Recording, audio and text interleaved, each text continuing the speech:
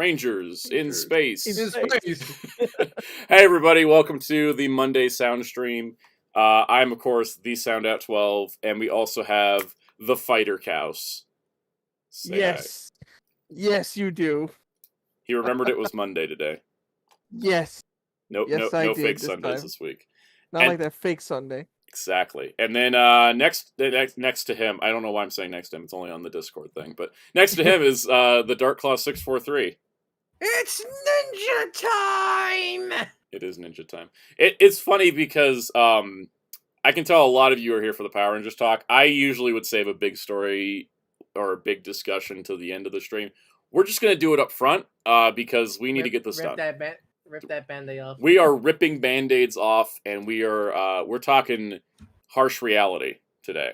I'm just going to straight up tell you how I feel about everything. We're going to discuss it. We're not going to beat around the bush on it. We're going to talk about future Power Rangers. But before we get there, let's do some PSA shoutouts. Who is in our chat? Tell us, Ryan. All right. Roll call. Zeltic William. Oh, okay. Thomas 256 Production Studios. Fire Fury 109. Our fellow Metal Blue Eyes. What are you doing here? CC Animates. Fighter Cows in the chat. And that's it for now. Cool. Oh, and that's it for Jason. Pilot. SSJ for Jason as well. Cool. Yeah, hey Jamie's World. So we're gonna be doing Power Rangers off the top. Welcome to the chat, LPH. We're gonna be doing a lot of stuff. Hello, Paltrax. Everyone's saying hi now because we did shoutouts. First things first, videos on the channel. We had the Toy Lines I Can't Quit. Specifically talking about Star Wars Black Series. How relevant for this? Very relevant. Power Rangers Lightning Collection, and then SH Figure Arts. A lot of people really liked that. So really, really fun video. Great comment section on that video as well. And then on Friday we had the Super 7 Silverhawks Ultimates Wave 1, because Wave 1 got delayed past Wave 2. Wave 3 won't be out till March, so enjoyed the Silverhawks. And if you haven't seen it, go check it out. It's 45 minutes because I talk a lot, but I cover everything. I just find it funny. I just find it funny that typically you record these videos, but I find you talk about the figure arts section. Yes. About Ultraman. The Ultraman, while having the same week where we got the Ultraman Bandai America Toy News announcement. Yeah, it was weird how that lined up. It was a similar thing with like my YouTube shorts. Just so everyone knows, I shot. All right, we got more YouTube shorts. Last week I put up the Beast Morphers Yellow and Dino Thunder Black Lightning Collection Lottery. I still have another one of those in the can. Have you found the straps for Beast Morphers Yellows yet, or is that forever lost? I don't want to spoil the results of Lightning Collection Lottery for this week because there will be another one tomorrow. And then last Thursday, I posted a 1-minute review of the Spider-Man No Way Home 3-pack, which people seem to like. The Spider-Man 2089 collection short is at 17,000 views, which is insane. And so thank you everyone that watched that. Can you... Okay, I just want to ask you about the box. Am I confusing? Because I need to make sure. Is the Andrew suit on the figure, is that too dark, or was that the color of the suit? Because that is the color of the suit. Other figures have portrayed it a lot lighter. Okay, it might be like a Mandela effect thing. Because I keep thinking the suit's brighter. Because when I first saw like the alien hand pose, I thought thought the colors were too dark. Mm-hmm. But it's supposed to be that dark. He's just that much darker than the other two Spider-Mans. I think because when I think of the TASM 2 suit, actually, I don't remember. Is the TASM suit in No Way Home the same suit Andrew wore in TASM 2? Or it's similarly designed, but it's not exactly the same. It's the same as like Toby's suit is a remake of it. They're both remakes because those original suits didn't exist anymore. Okay, because it might be. Welcome, Spin Dash. It might be the No Way Home suit's much darker, because when I think of the TASM 2 suit, there's a lot. I remember a lot of the press photos where it was in like bright lighting, so that's why I keep thinking it's like a much brighter red than it is. But it could be maybe the No Way Home rigid suit's a much darker color. It is. I did check. I was checking the movie when I went to do the video, see if I needed to mention any of that, but it matched color wise. So that 3-pack. There will be another Marvel 1-minute review this week. It's a little crazier. You guys will see that later this week. Jamie's World did remind me of a news topic I forgot, which is that Johnny Young Bosch is going to be voicing Gento / Ultraman Blazar for the Ultraman Blazar dub, which is super exciting because Johnny Young Bosch, of course, was in Power Rangers, and he was the voice of Dragon Knight in Kamen Rider Dragon Knight in the Wii video game. So he has all three under his glove. He has all three now. He's been a Ranger, a Rider, and an Ultra now. So that's pretty amazing. If they ever make a new Garo anime 10,000 years, I want him to be in that dub so he can have all 4 series under his belt. Not many have done all 4. It's funny, too, because Kane Kosogi is also a Ranger, Rider, and Ultra, and he started with Black Ranger with a Frog Zord. So, yeah, it's kind of fun, actually. Speaking of anime, if y'all been waiting to get some Discotek stuff, Right Stuff's weekly special is up to 40% off, on average, for Discotek releases. So if you've been trying to pick up that Sonic X or the Gunbuster or Lupin stuff or anything like that, there's a bunch of stuff on sale. I finally got my last 2 City Hunter volumes on this sale. So if you're looking to catch up with Discotek stuff before they have a stream next week, go check out that sale. It's going on. So that's the PSA section. Oh wait, there's one more PSA. It's pretty short. And then welcome to chat, Matthews, Laura. Yeah, I'm not wearing my hat because it is 91 degrees out. Toasting, yeah. It is roasted like weather. So I'm like, I can't. If I'm wearing the hat, I'll just start sweating really bad. But yeah, so Johnny Young Bosch is a huge get for an Ultraman show. But it's glad they're just continuing with Ultratron like they did with Zed and Shin. Yeah. If only they could get to for the Ultra Galaxy fights now. Yeah, the Ultra Galaxy fight dubs are still produced in Japan. It's still the Japan with English actors. And I don't think those are horrible, but like there's clear a quality difference. Yeah, there's an upcoming interview where this is discussed with somebody involved with Ultraman, and I will let you guys know when that interview's out. Paul Trax, I'm not sure about their international stuff. You just have to check the site and see what it says. Hey, someone, welcome to the chat. Jamie's World, they do have Discotek has done Lupin Goodbye Partner on Blu-ray. I think it's already out. I think I have that one. There's a lot of Lupin.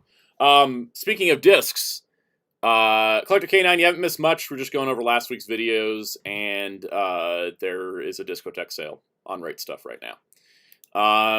Teenage Mutant Ninja Turtles, the 2003 complete series plus TV movie box set is going to be produced. It is a manufactured on demand release. It's currently yeah, I mean that's I'm not that surprised. The fact this exists is a miracle enough. Yeah. Hopefully, it should be press discs though, because that's how Paramount does their manufactured on demand. Oh, excuse me. So this is going to be an 18 DVD box set with all 155 episodes plus Turtles Forever. It should be the I think it's probably going to be the same Turtles Forever disc that we've seen. I don't. Okay, what was the TV cut and not the actual uncut version? Right, it's probably not the uncut. These are which is frustrating. Yeah, I don't think any of the other discs are going to be repacks because the only Paramount discs for the show were random volumes with episodes that were pulled from multiple seasons. So I don't think we're going to see those, but I kind of expect the Turtles Forever disc to be the same. Manufactured on demand means that it won't be in general retail stores, but it should pop up on Amazon in deep discount because that's where other Paramount manufactured on demand has gone. So. Oh yeah, like because I hear like not like horror stories, but I hear a lot of people talk about like the print on demand stuff are usually not as the highest quality. It could be. Yeah, that's the case with a lot of studios, but with Warner Brothers and Paramount, they do press discs on demand, so you will get better quality overall. It's one of the things where like as much as I wish it was a better quality, I'm just happy to finally have this thing be existence because I've been wanting this since the end. I've been wanting this since as a kid because me too. Yeah. You know, there's some things I'm curious if they're probably not gonna be in it, but there's like I don't think they're gonna have those shorts they did during the middle seasons. Probably not. I think this is probably going to be a very bare bones. Here's the main show plus Turtles Forever and like I nothing fancy. I forget because I don't know if they count as a full episode or not. But do you remember? I think it was right after the Back to Sewer ended. Yeah. There was like these minisodes that were combined together into I think a full episode. I think Right. I think the full episode will probably be included, but yeah, not because I the think that mini-sode is count. versions. Yeah, because I think that is counted as part of the episode order. Because that was so weird. Because Back to Two was ended, and I've been working on Turtles Forever. Because there's a whole behind the scenes stuff with what was going to be Back to the Sewers. But because remember those minisodes were really I think meant to kind of advertise the toy line that was kind of meant to be for Back to Sewer, but it was also like part of the Team T toy line. If you remember, like these little like Mighty Max like minifigures with mech armor. Yeah. I actually do remember them, yeah. Yeah, because that was in those episodes. So that was pretty much a glorified bonus episode practically to sell those toys because the Turtles toy was on the last legs. But so I'm just happy like this is still one of my all-time favorite shows, and it's my favorite incarnation of the Turtles still to this day. And I'm just happy that it's finally getting some recognition because it was kind of bothered me for the longest time that they could because legally Nickelodeon can't do anything with the 80s Turtles stuff because they legally don't own it. So it was bothering me they never done anything for the Television series. So okay, so I'll have to wait 5 more years for the NECA to get to the Television toy line. Seriously, I don't know where they're coming in. Matthias, yes, this is a Gundam Hello Kitty shirt. I bought it at GameStop. I love it. I mean, honestly, those Mirage, the Mirage NECA figures that released that 4-pack. I actually might pick that up. I'm not too big on that style. If you want to know more about those Mirage NECA figures, stay tuned for Wednesday's video. Oh, you actually found one? I know that's been like actually, I found one. But yeah, if you want to know more about the NECA Ninja Turtles Mirage figures, stay tuned for Wednesday. Real quick, yes, the Venture Brothers does have a complete series DVD. Is this the correct one? Because it's $100. Yes, because the Venture Brothers. Really? Yeah, it was like 8 seasons, I think. It's only did have a lot of seasons. It's only 14 discs though. I think it's Warner Bros. Like the upcharger sets though. So yeah. Well, anyways, that exists. That's cool. Like that Razafon Blu-ray steelbook.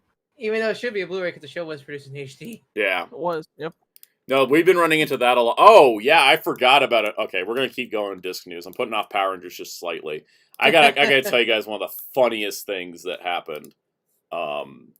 So let's see. Where do we start? So things have been weird with like the Sonic licensing. Are you talking about the End Circle? Yeah, we're gonna talk about that for a moment. Things have been weird for licensing with Sonic, right? Like not everything is at the same company. Okay, so here we go. So End Circle finally announced this. I've had this on order for like a month and a half now, but Sonic Underground Complete Series DVD set is coming from End Circle, who did the Sonic Boom Blu-ray. That's coming out in July. Cool. Neat. So somebody asked, do they have the license to the 1993 show Sad AM? Sad AM. And End Circle, I don't think they responded. Oh yeah, someone is Discotek released Adventures of Sonic on SD Blu-rays. Maybe that's something they could release. But the thing is, Discotek said they can't get any more Sonic. And then this guy who contacted them and was like, oh yeah, here's his. You gotta go back to his original email here. So this guy contacted End Circle. Hello, Tim McAndrew, and Common Jojo. So this guy contacted him, said, appreciate that you're doing Sonic Underground, yada yada yada. Glad that there's a more affordable option.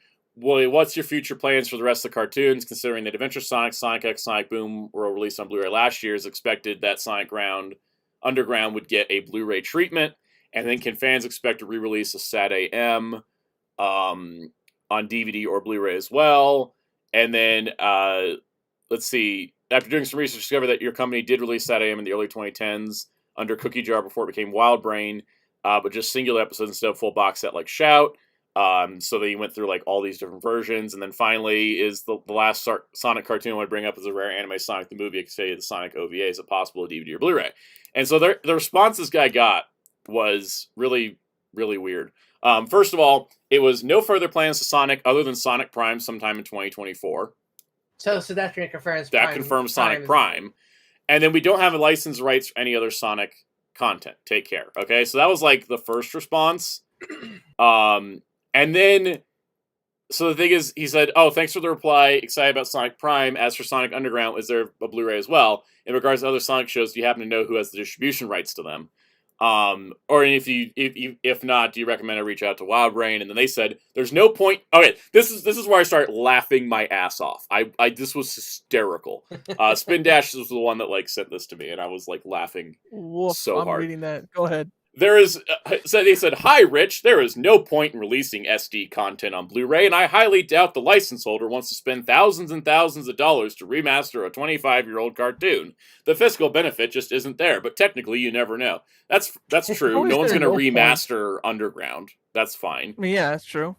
Let me get to the bottom part. "We have no idea who the license holders are for other series you mentioned. You could start with WildBrain and go from there." So... we know who the license holder is. It's Sega. Yeah. Okay. So I have some ideas what could be going on. So hold on. There's more. There's more. Okay. All right. And here's the other response. "SD content is not helped in any way, shape, or form by being released on Blu-ray." Well, that's bullshit. That is grade A bull. Welcome to the chat, Will. And look at that. Here we go. Motorcycle just disagreeing with him too. Yep. In Circle respects consumers, and we do not believe in taking advantage of fans' enthusiasm by releasing SD content on more expensive Blu-rays when there is zero benefit. They're not. They're actually cheaper, because if you could put a whole show on one disc, you're printing one disc, not four. I feel like there's some old man speak coming. I was just gonna say that. It feels like this is super old man here. I know. It keeps going too. If you like to buy SD content on Blu-ray, just so you can say you have it on Blu-ray, more power to you. That's not how we roll it in Circle. This really does have a hello fellow kids vibe. Fellow kids. I was just gonna say they go like, wait, this it really feels like SD content. Like, they probably feels like they don't even know. They don't even realize. This is, people have asked, why don't more companies do SD Blu-ray outside of like Discotek and like a couple other people? It's because of people like this. I think it's one of those they probably don't even know what it is because it's such. They can't even comprehend that putting an SD show on Blu-ray is cheaper, more efficient, and a better way to do it. Saves on disc costs, at least. Saves on disc costs. Discs are sturdier. All right, moving. Like, we gotta finish this. We also don't control the remastering decisions of titles we license. That's fine. Intellectual property owners decide. We'd love to license other Sonic. In Circle doesn't own the Sonic IP. We license what we can license. Yada yada. I can't believe that answer. So here's some more response. SD Blu-ray is way cheaper than buying DVD sets and way more convenient. Weird how In Circle dislikes it so much. It's interesting. Someone brought up. Shout said something similar years ago before SD Blu-ray was a thing. I think it was the company who tried it then was Capcom. Sucks they never jumped at it when a certain German company already did. Power Rangers, MMPR, all out on SD Blu-ray in Germany. Then another response is like, Shout's statement came out after Discotek did the Samurai Pizza Cats Blu-ray, which made it more baffling. Shout is known for being baffling sometimes. Yeah, no, that's true. That's true. Yeah. And then I think there was a response at some point from somebody that works at Discotek in relation to this. I think it was this one. Let me see if I can find the quote tweet. There's 2 quote tweets. I don't like oh, there's no quote tweets. Okay. Someone from Discotek was just like, wow, that was the dumbest thing I've heard. Like, it's just... That's funny. I seriously... Spin Dash, I agree. We need a conspiracy chart to correlate the owners and publishers of each Sonic show. Yeah, totally. So here's what I understand because with my field of knowledge of Sonic. Yeah. So Ventures Disco, X Disco, so both Japanese and English. So we know that in Boom and Circle and Prime, thanks to that email. And Underground now within Circle. Underground. All right, so the OVA has always been a weirdness. Discotek said they wanted to get the OVA, but cannot find who owns the rights because the studios involved all folded. Yeah, that's the thing. A lot of studios. One of those situations. Yeah, a lot of the studios. Real quick, Tim McAndrew asked when Turbo Ranger or Magi Ranger will come out. Remember that tweet we just read about how sometimes Shout can be baffling? That's where we're at right now. But yeah, so we don't, so for the OVA, it just in kind of, I don't want to say like it's kind of a legal limbo because last time when Discotek announced Japanese Sonic X, they talked about that there's a law in Japan that might be able to help the rights of things for like abandoned media that like doesn't have companies involved anymore that are still around and like getting able to be licensed again. So maybe that'll help, but because of course Sega owns the franchise of Sonic. When it comes to these multimedia project, there's a lot of saying into it. So I imagine that is probably because of the OVA. Which funny enough, when this coming out, I believe that's when that HD remaster of the OVA came out, right? Yeah.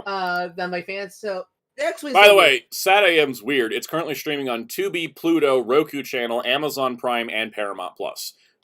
No wonder no one knows who owns that. Yeah, so here's the with SatAM, which it's my kind of think I know maybe why I was going with SatAM is because our good old friend, the Sonic community, Ken Penders. That is a very likely case. Because it's okay. So the thing is, while Penders did not make any of the characters for SatAM, that's he only worked for the comics. It's kind of like I feel like Sega kind of associates... Tim ADV's dead. That's why it's also up in limbo. I mean, they're Sentai now. Sentai Filmworks was born from the ashes, but ADV's contracts all ended the day they died. Yeah, but like even though Penders has no control of the SatAM like characters made for the cartoon, he's so kind of associates with those characters a lot in terms of I think Sega's eyes. So like I think Sega does not want to touch SatAM in terms of like physical release because I think with streaming rights, I think that's different because they're just dumping the show somewhere for that's different versus a physical media thing. So I feel like, especially I think the Shout Factory release had a lot of like he did the cover, for example, for the Shout Factory release for the SatAM box set. So my theory is the reason what's going with SatAM is I feel like Sega kind of just want to personally touch it because both the Penders connection and they personally retired a lot of those characters, freedom fighting characters, so they kind of want to very disassociate with them. And a lot of you wish they used them. I just think they just want to not bring them up in terms of what their modern view of Sonic. Because I think what like underground, like Sonic and Sonya and Manic only appeared at one cartoon. So like, there's not less of a stigma with those two, because besides they could just see as that one weird cartoon with Sonic as siblings.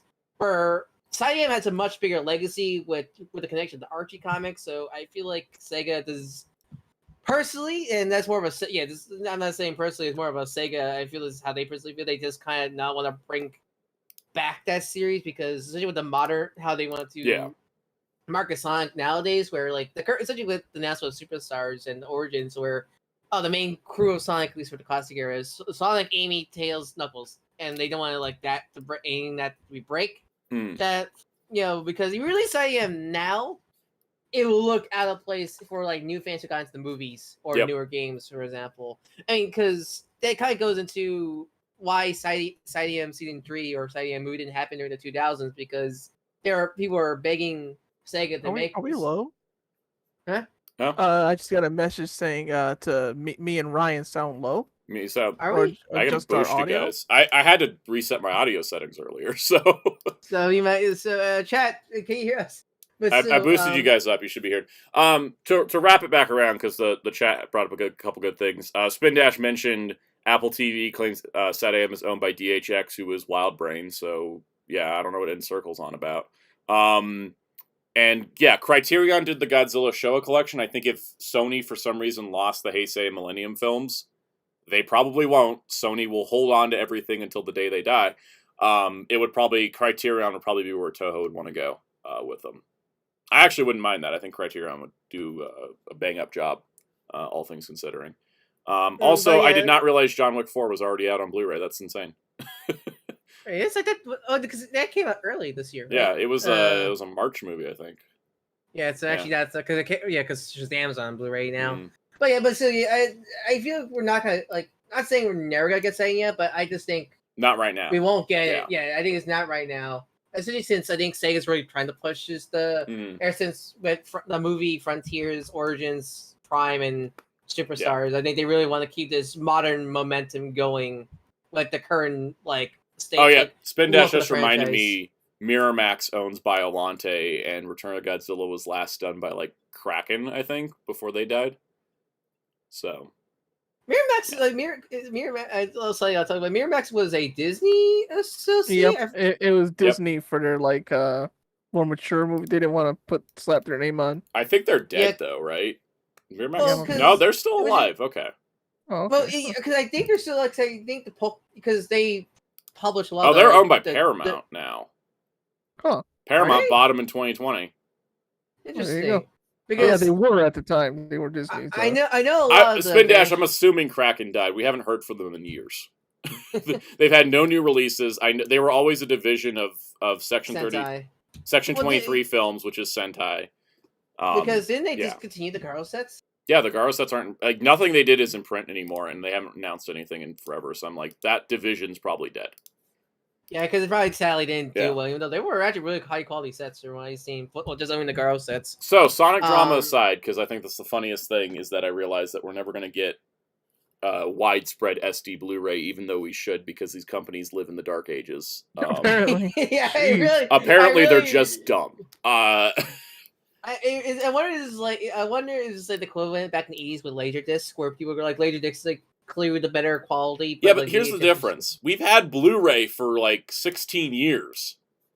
But I think it's more of the concept of SD Blu-rays. And the thing is, I feel like it's, and maybe it's just me, but I feel like it's simple. You have standard definition video on Blu-ray. You get one disc instead of 8. That seems easy. I was talking to Spin Dash about this. DVD has survived 9 years of obsolescence.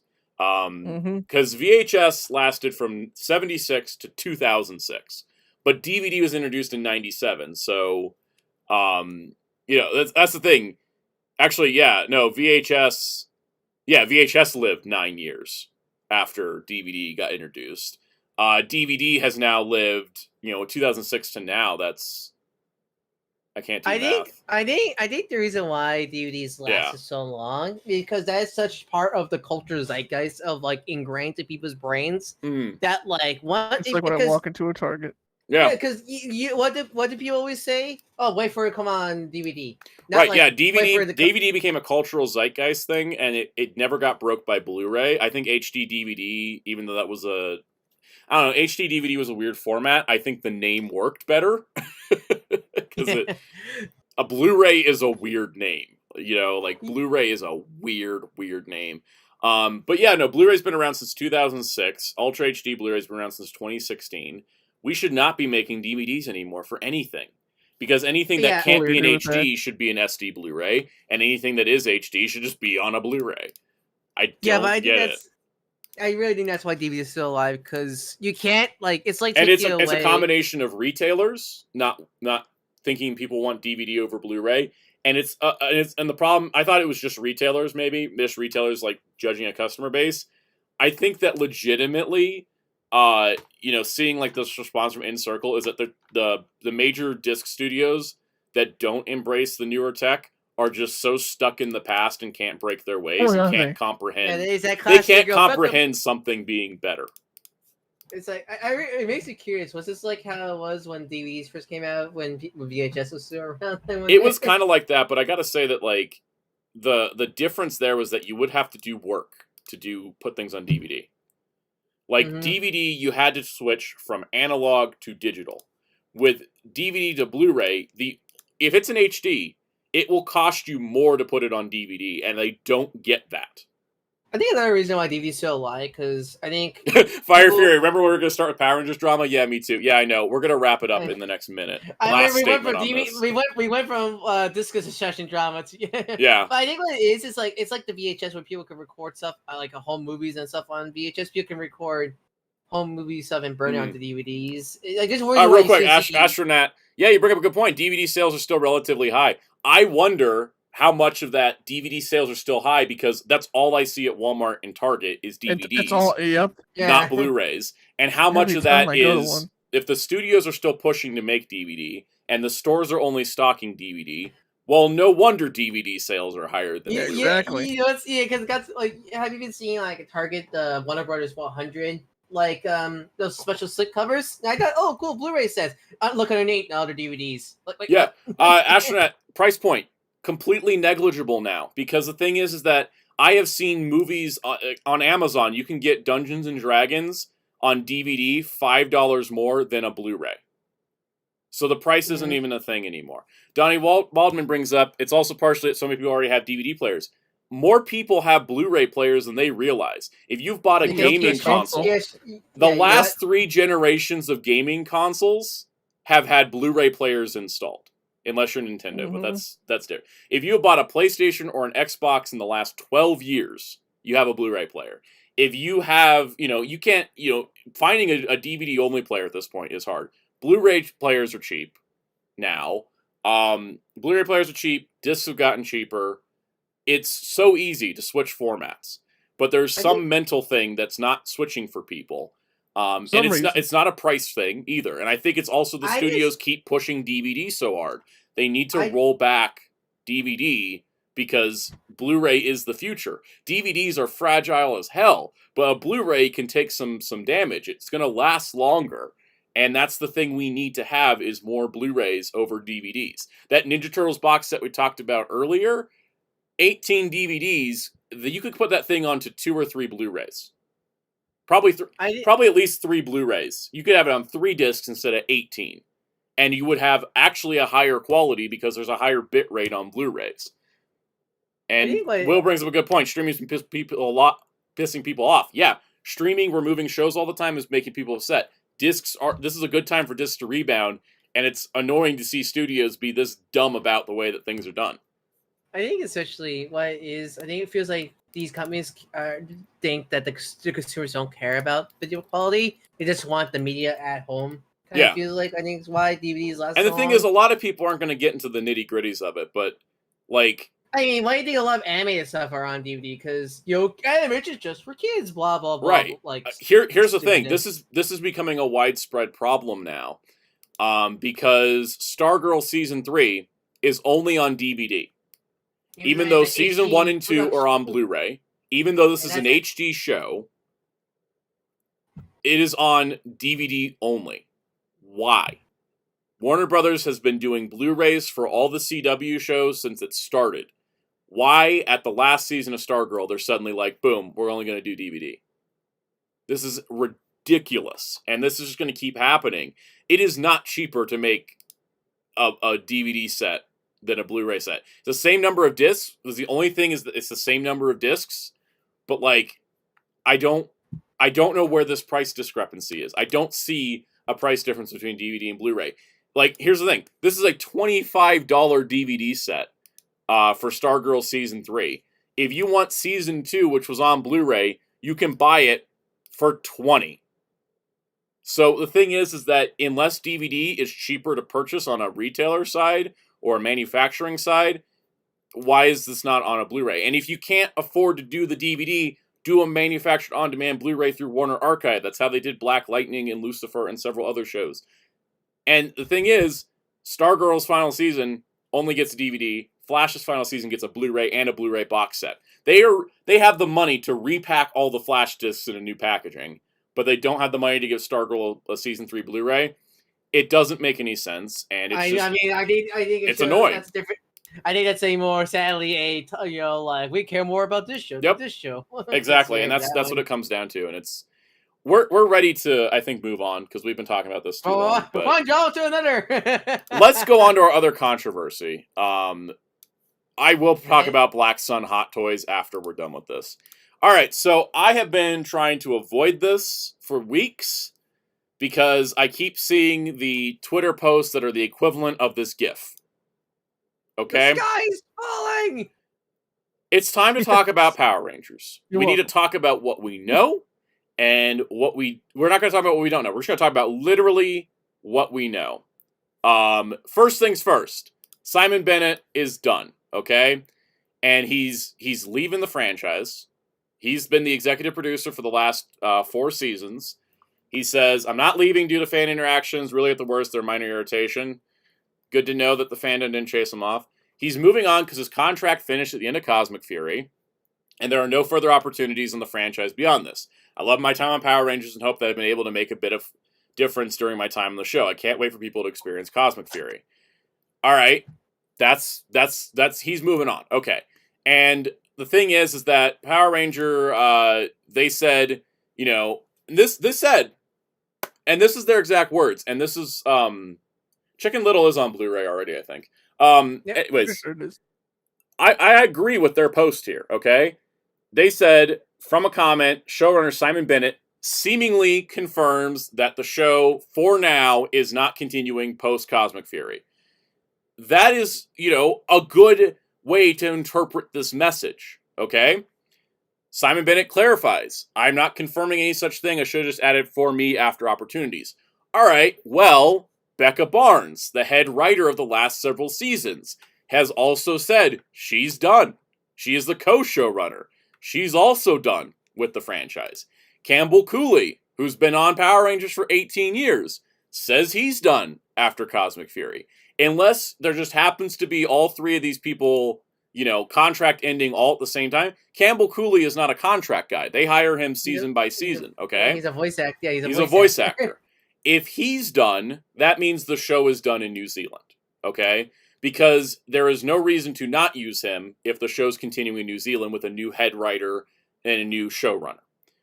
So, here's the thing. What do we have that tells us that they're going to be doing another season after Cosmic Fury? Absolutely nothing. There is no there is no leak. There is no casting sites. There is no title leak. We got the title for Cosmic Fury this time last year. There is no production moving in New Zealand. There is a writer's strike in America that would affect any productions in LA or Vancouver, which are two rumored places for the Power Rangers reboot. There is, and I can say this with 99.999% certainty, there is no 2024 season of Power Rangers. And this is from everything I've experienced covering the entertainment industry, working in the entertainment industry, and following everything we have. There is three things telling us that this is going to be done with this season. Power Rangers as the formula we know it, and the way it's been produced, where it's year after year, same production schedule, that's done. Cosmic Fury is it. And there is, I don't think this is this is not franchises dead, okay? Every single media franchise on the face of this planet, with the exception of Power Rangers, has had gap years. Years where there is nothing going on, okay? They just take a break. Turtles, Digimon. You don't even have to list them. Every single franchise has had a gap year. Every one of them. And every franchise that has had a gap year, or 2 years, or 3 years, has come back stronger. Better. Mm-hmm. They need a creative break. Power Rangers has been going nonstop for 30 years. They even had a break. They had a minor break between RPM and Samurai with Mighty Morphin 2010, but that kept it on the TV. Okay? Power Rangers kept going. Now, Power Rangers is not going completely dead. As far as we know, Lightning Collection will continue next year. As far as we know, the comics are continuing, because we know the comics are just starting an event at the end of this year, so it's got to keep going into next year. The comics are going to keep going. Power Rangers as a show, Power Rangers as a show is likely done and taking a gap year, because this incarnation. Exactly. We really need this break. Like, it's whatever is currently being done with Power Rangers is not working with the general audience. Once and Always should have been a big splash that brought back the franchise into popular zeitgeist. People talked about it for 6 days and it was done. It only hit number 8 on the week it debuted on Netflix. It made a splash with the fandom and some nostalgia people, but it did not bring the franchise back like it was intended to. And yes, Hellfire brought a good point. Power Rangers Sentai and the other franchise haven't had a gap year. Sentai did have a gap 8 months between Jacka and Battle Fever. Even then, that's only 8 months. And even then, that was a creative team switch, because it went from Ishinomori Productions and Toei to Marvel and Toei. Once and Always, I don't think was a flop, because they didn't spend that much on it, but it was supposed to have been the big thing to bring back the franchise. And that's Mighty Morphin. That's Mighty Morphin. And it came out like a wet noodle. It was around. It trended a bit on Twitter. It got number 8. Number 8 as your debut when there was nothing else debuting that week is not good. It should have been at least in the top 5. It was in the top 3 the day it premiered, but the overall chart of the week, it was down at number 8. So it did okay, but it did not do what it should have needed to bump the franchise back up. You want like view one example other franchises, for example. I seen Ninjago's newest series, which is like a full new series, not even another series, a fresh new take. That when that new series came out, it was number 1 on Netflix for like animation. Once and always did not get that chance, so it's like, I think it really is, with Power Rangers. I think what it really is that I don't. What I mean, like with franchise fatigue of not even by like, oh man, Power Rangers, man, right? It's more of it's been going on for so long every year that it's kind of a blink and you miss it. Like, how many people go like, oh, Power Rangers on the air? If it's people don't even know. Not, people don't even know that it's still on the air because it's never made a big enough splash anymore. Yeah, it just literally, again, that's the reason why they call seasons and not series. Like, because it literally just, it keeps going. Yeah, one season after another. Like, you always look at the difference with, like, whenever a show goes on for so long versus when your series comes out. Like, how many people will go, like, wait, Walking Dead's still going on? Like, for example, or something like that. Where, like, versus, like, go, like, oh, man, like, a new show about a new Superman cartoon? I'm going to go check that out, or something like that. Because the last Superman cartoon we got was 1996. If you don't count Legion of Superheroes. Yeah. And so that's the thing. To bring this up, Fire Fury brings up, was Once and Always supposed to, Once and Always never gave me the impression it was supposed to rebound the franchise, especially since it was a small special. Yeah, that's the thing, is that with the way they presented it, the way they marketed it, it was meant to be a big deal. It was meant to be a big deal. Yeah. The way it was produced, because it was taking budget from Cosmic Fury to make it happen, it was not. Cosmic Fury, 10 episodes. Yeah, and the thing is that I think that it could have done it.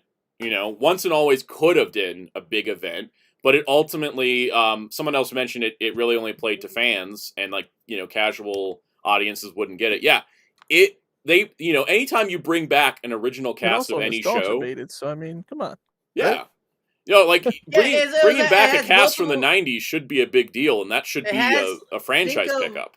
Think of stuff like Fuller House, Rocko's Modern Life, Rocko Modern Static Cling, all a lot of these like reunion stuff. They usually have like big discussions of like, oh my god, what was the big news of the Flash? Bringing back Michael Keaton's Batman after 30 years. Batman. Exactly.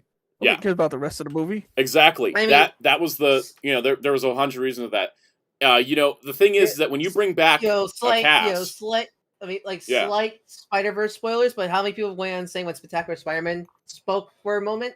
Right. A lot of people went out on their minds. When Spider-Man No Way Home. Spider-Man No Way Home made so much money because they brought back Tobey Maguire and Andrew Garfield. Mm-hmm. And so the thing is, I think that we're at this point where like Power Rangers, bringing back the original Mighty Morphin cast was not enough to reinvigorate interest in the franchise, and that should be studied. I mean, it really does. That should be studied. I mean, it really does show because what was the general reception to Once and Always from non-fandom people? It was like, that's cool. I saw. They're like, yeah, it's neat.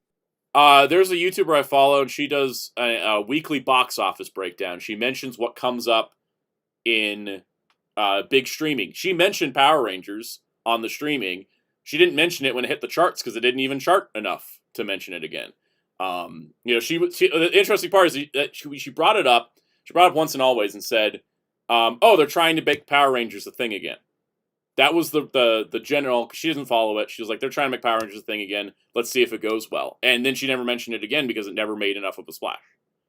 And that's the thing, is it should have made a splash. Just by the fact they brought back the Mighty Morphin cast, it should have made a splash.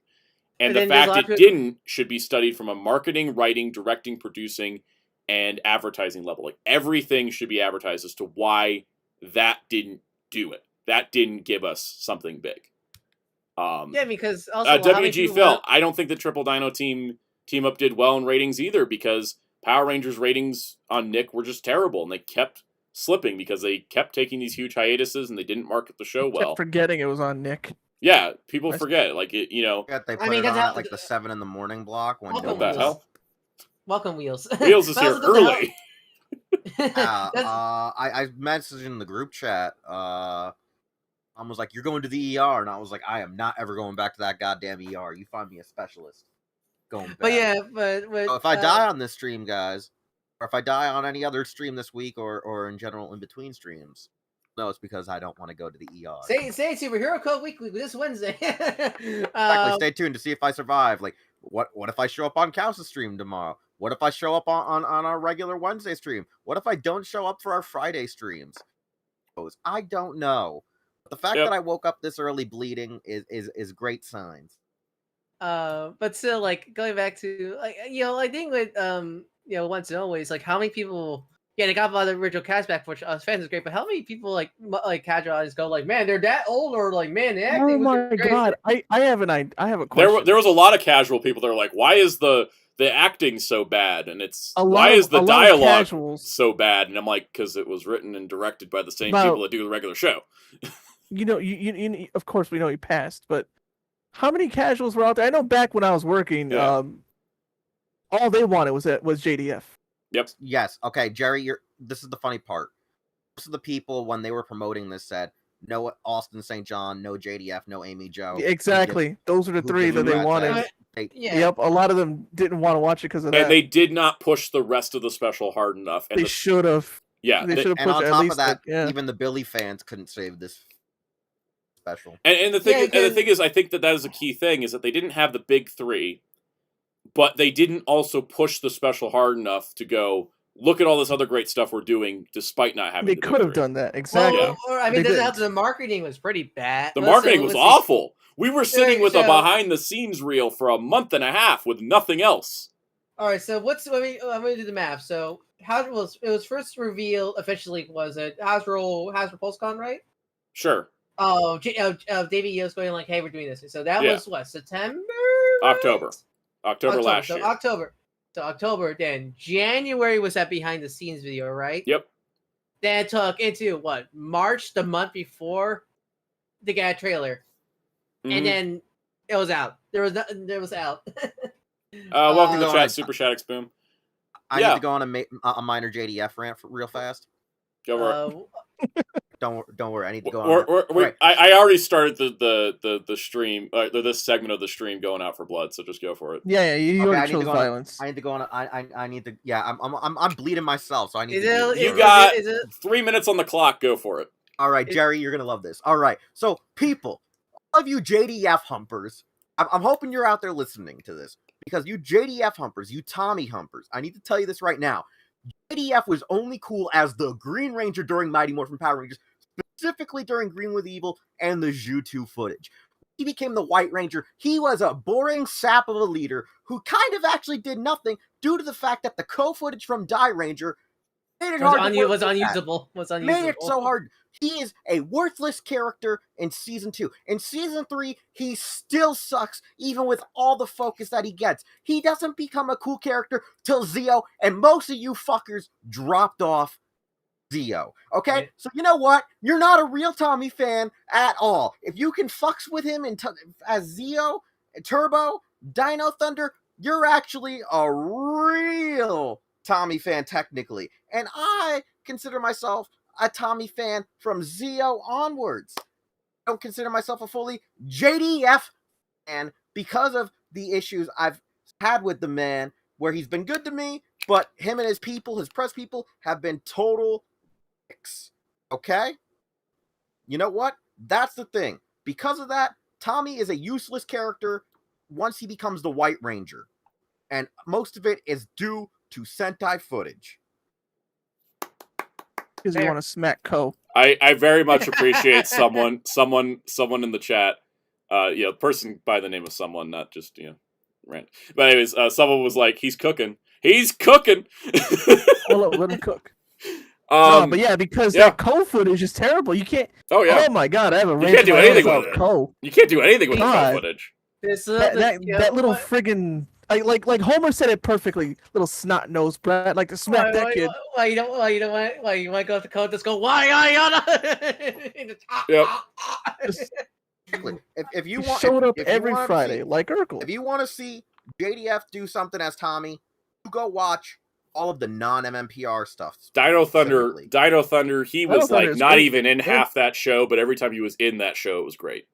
And the reason that's why I became a big Tommy fan as a kid, because I like his character in Dino Thunder. That was the Mert toys I got as a kid, was Dino Thunder Black, because I really love his character in that. MMPR green, fine. White, hell no. So on that note, going back to the chat, because we're letting wheels cook, there was somebody. Muteki T brought up a good point. They should have brought Kim Kardashian to get people talking. Didn't she do like a whole Power Ranger Halloween cosplay thing? Somebody did. She dressed up like a hoe. Yeah, where was that? Like we needed stuff like that. You know, get some celebrity influence. What was that one image of Jamie Lee Curtis in the Lightspeed pink outfit? Yeah, we need that level of promotion. Spin Dash says, honest thought, I'm tired of seeing costume prop and reveals before months in advance before the show even airs. Those are things we should be seeing after the show, not even before a trailer. I agree. Like most of our Cosmic Fury stuff is like behind the scenes photos. Yeah.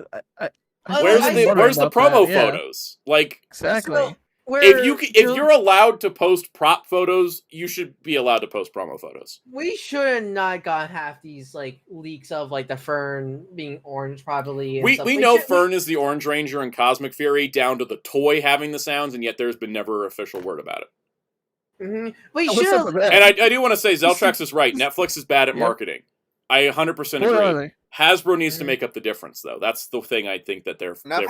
So bad at Fury marketing. Stuff is backwards, man. Like, Netflix really backwards. is so bad at marketing, they won't even tell you that animes get licensed for TV deals in Japan at the last minute.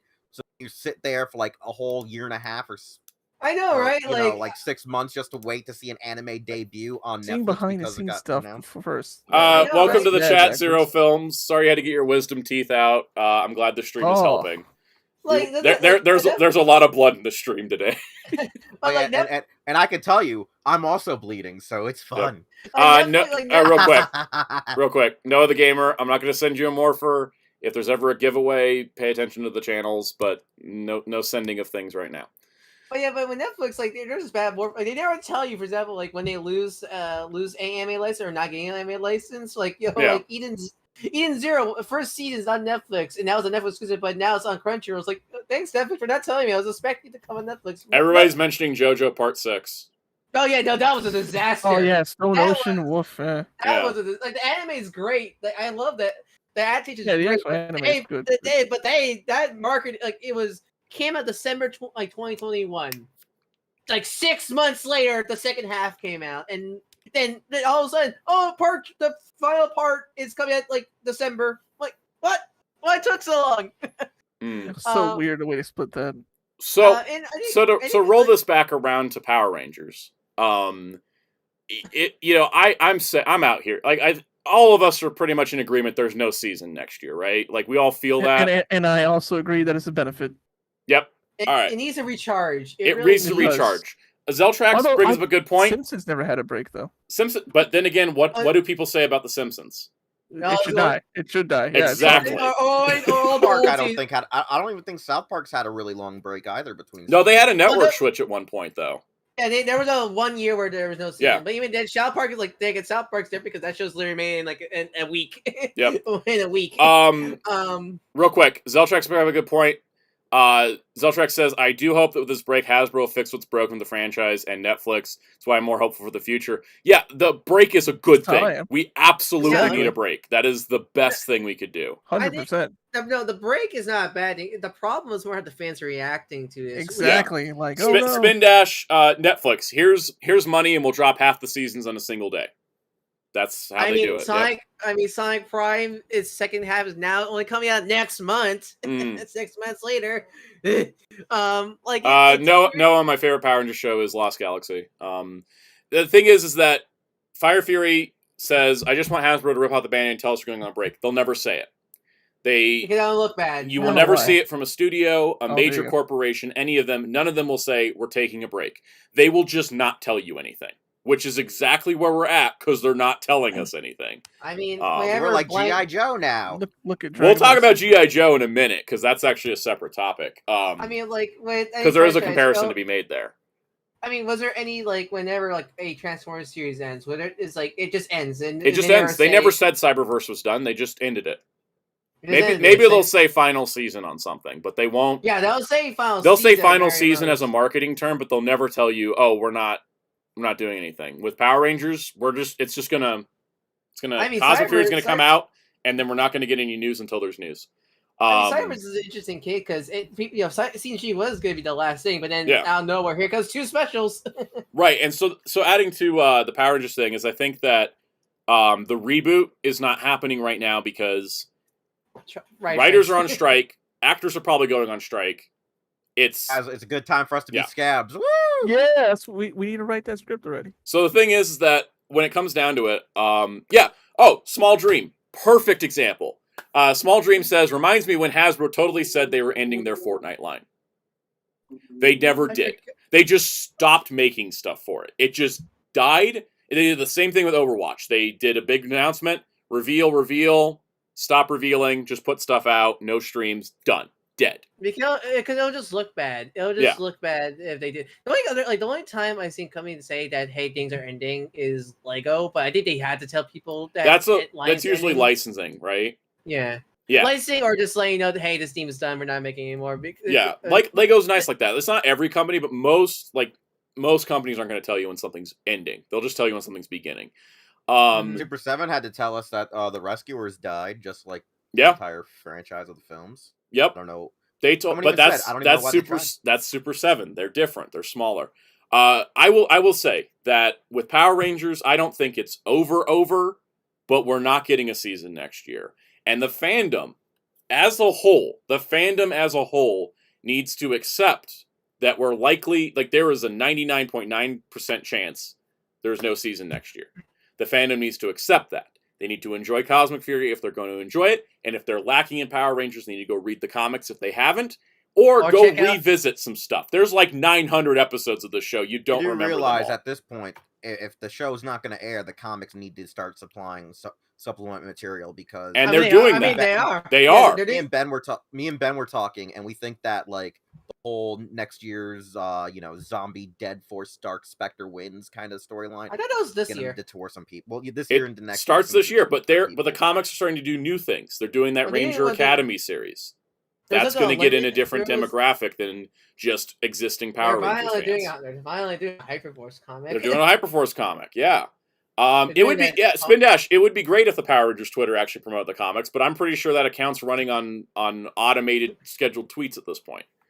I will say that this is the thing right now is that if you are he agrees. If you are somebody who is Muteki T, there's not going to be a helicopter Megazord. It's going to be me buying that helicopter at some point. Sound out. There is a helicopter Megazord. We just didn't get it. It's called Mask Man. I was going to say there's a helicopter Megazord. We did get the Samurai Star Megazord.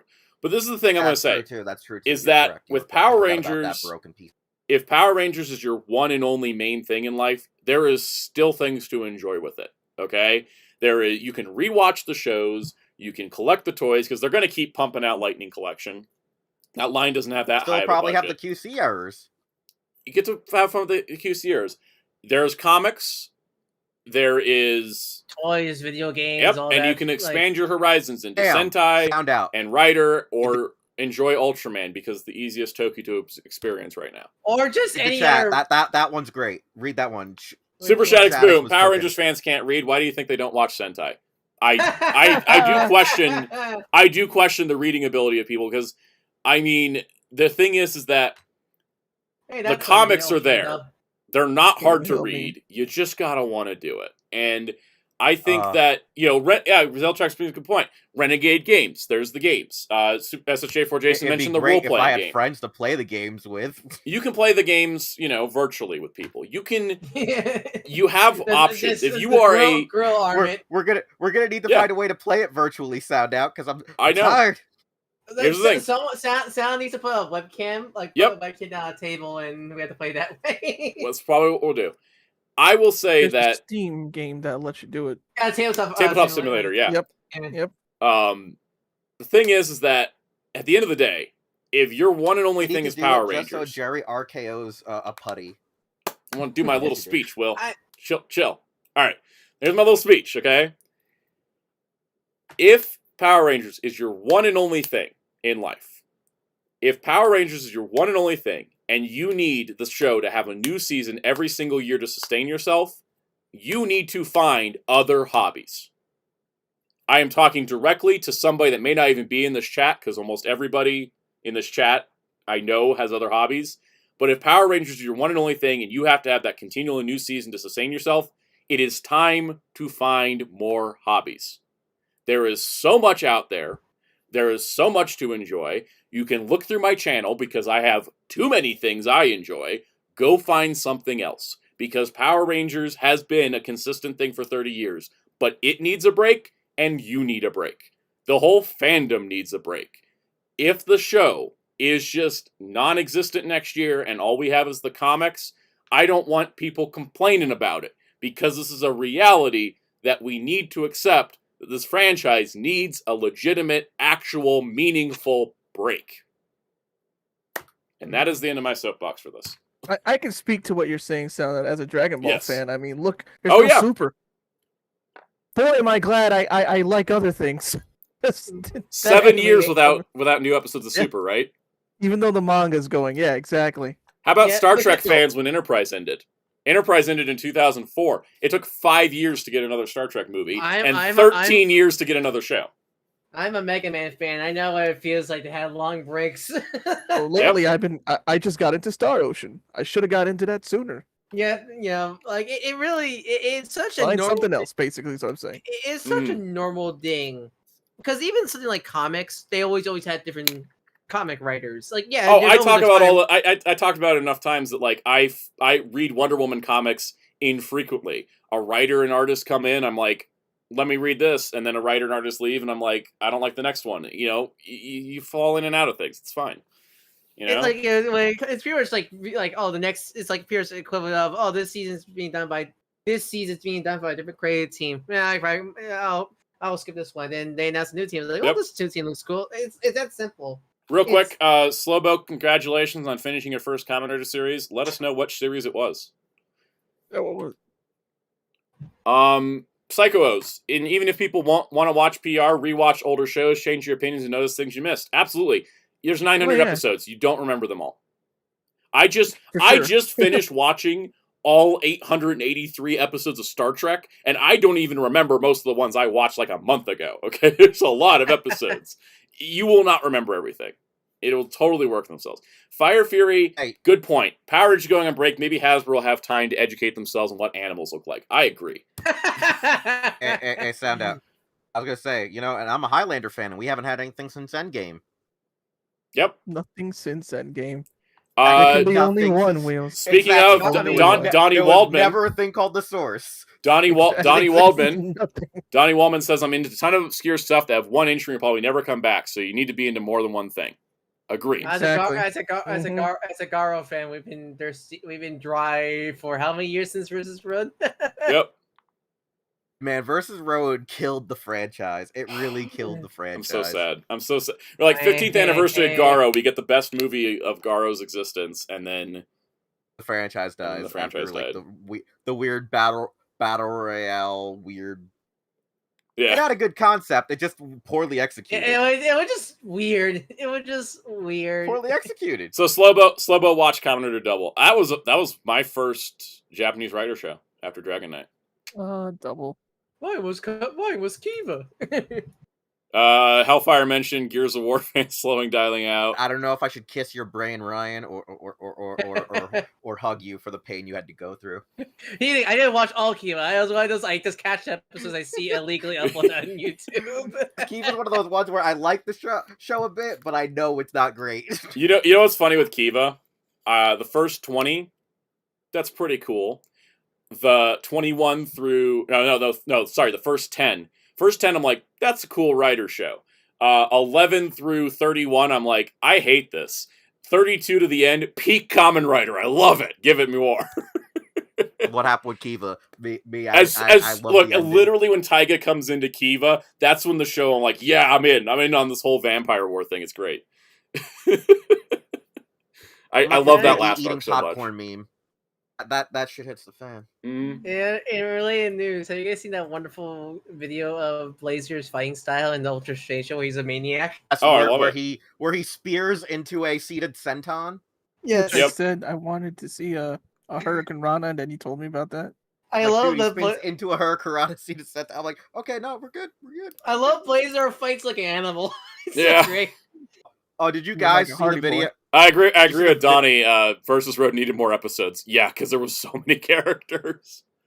You guys see the video yet where like Decker and Dinah are like talking and like Taiga's just slowly not Taiga, Trigger's just slowly like walking right by just to go finally meet like Tiga, and it's like the weirdest thing too because he's like purposely looking right at the camera while trying to do like this heroic walk, and it just looks like so uncanny. Yeah. Valley shit.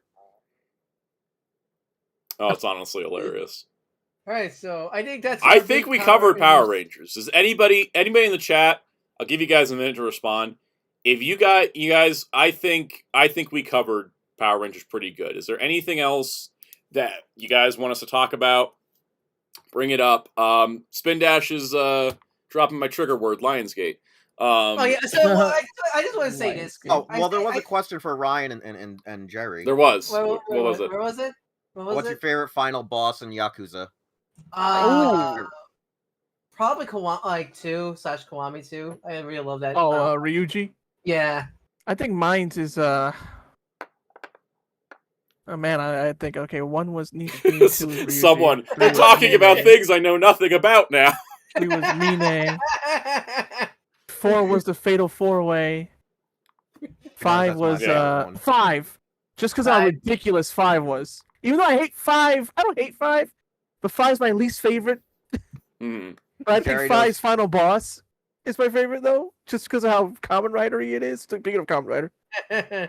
Couple things for the chat real quick. Hellfire mentioned the Cosmic Fury Morpher. Cosmic Fury Morpher did drop in Germany. The theme song is in it, and it's really short. And I don't know. It confirms the Orange Ranger. Spin Dash, we'll be talking about the Live Man SMP. WG Phil, Dial of Destiny, Indiana Jones. Are you afraid of the rumors that Cannes Film Festival are true? Every review I've seen added to Rotten Tomatoes since Cannes, I think like 85% of the reviews since Cannes have been positive. I'm not really that concerned about, here's the thing. I am literally not concerned if Dial of Destiny is a good or bad movie. Harrison Ford's happy with it. It's an Indiana Jones movie. I'm going to have a good time. So, I'm not really worried about quality. Have you seen that wholesome video of what's Short Round's actor's name? Ki Hui Kwan? Have you seen that wonderful thing where he's sneaks up Harrison Ford and you just see Harrison Ford's face just lights up? It's like that's like the happiest I ever seen him. Mm-hmm. No, Ford's not a very happy man.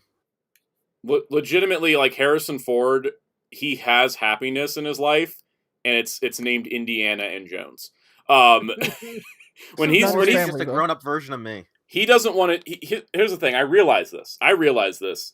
He did Star Wars. He went and did Indy. He came back to Star Wars and did not enjoy playing Han Solo as much as he did Indiana Jones.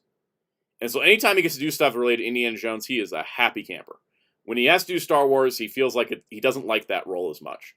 And it's great. And the thing is, Dial of Destiny, good movie, bad movie. I've been watching Young Indiana Jones Chronicles. There's some good episodes and bad episodes. It comes with anything. So, you know what? I'm going to enjoy it. Weird thing too, people are like, oh, are you worried that it's going to be, going to bomb at the box office? It probably will. June is too crowded. It's been too long since the last movie. Will it do better than Flash? It will probably do better than Flash because there's nothing after it for a couple weeks. Here's the thing. I don't care. I, in fact, hope it doesn't make money because if it makes money, Disney's going to want to keep the franchise going, and I don't want them to. They can't do a Disney Plus show going into past indie history. We already have Young Indiana Jones. You can't do anything future because Harrison Ford is done. I would rather just leave it as it is. I would like this to be the finale. So just I hope it doesn't I hope it's good for Harrison Ford. There's a reason he took a Marvel gig because that's a guaranteed paycheck.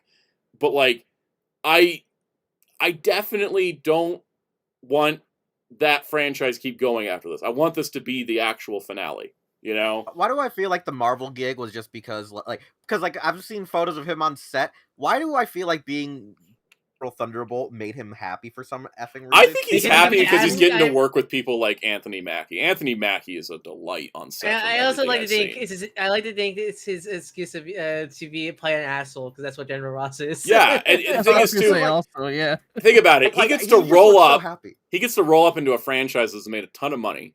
He gets like a probably $3 or $4 million paycheck, and all he has to do is play a grumpy government guy. It's like an easy gig, and he gets to meet people and work with them he's never been. And knowing him, he's actually like, I don't really care for this green screen stuff, but I got to blow stuff up. Exactly. Red Hulk. I don't know what that is. He's gonna have fun with it, right? Harrison Ford had this quote too. Like somebody interviewed him, like, "Why do you do so many mainstream movies?" And he's like, I like doing it because more people see mainstream movies, and there's the common human experience of sitting in the dark and watching a movie with a bunch of people you don't know. And I was like, I love this answer. And here's the thing, too. Spin Dash, yes, he did get asked about Red Hulk. Someone asked, are you Red Hulk in the movie? And he said, what's a Red Hulk? Obviously, he knows. He knows he's deflecting. It's just really funny when you get that answer. That's great, though. Small Dream, yeah, I think there was a Disney Plus indie show planned that was canceled. That's fine. I really want Dial of Destiny to be it, Guys, the indie show is just going to be called Short Round. If they did a project with Short Round, that is the only thing I would want to see. That is the only thing at this point. At the very most, I could see like a animated series. At the very that'd be cool. All I'm asking is I want another Jackie Chan adventures. Yeah. Here's the thing. Don't even get me started, Ryan. Muteki T said, "You sure Disney won't wipe Young Indy like they did the other Star Wars side stories?" I don't think they will, because with Star Wars, with the way Lucasfilm did it with Star Wars, they kept all the on-screen media that George Lucas was involved with. So Clone Wars and then Rebels and onward, like all those, they dropped the old shows that didn't fit. Young Indiana Jones fits. George Lucas worked on it heavily. And they don't own that show to decanonize it because it's owned by Paramount, just like the original movies are. So they really can't mess with it too much. SSJ4 Jason, I don't have too much. Real quick, I don't have too much thoughts on the Disney Plus Secret Invasion because it's out Wednesday, so I have to see more. It's very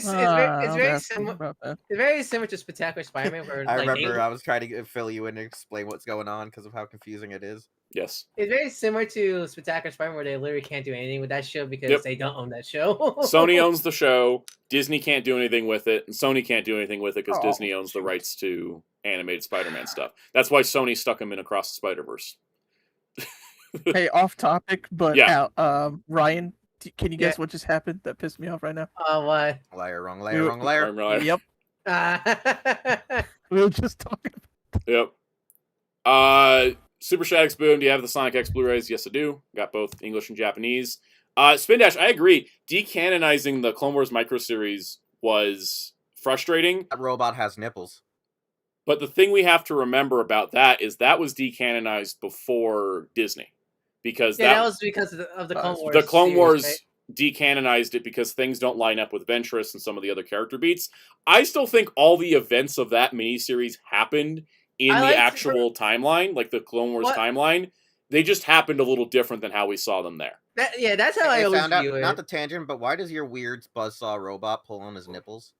Because it's a 80s toy that was turned into a cartoon. Or a cartoon that was turned into a toy. I don't know why Buzzsaw has, like, nipple pulls for his Buzzsaws. I can't answer that question. I'm just watching, like, someone call Rankin Bass for that one. I don't know.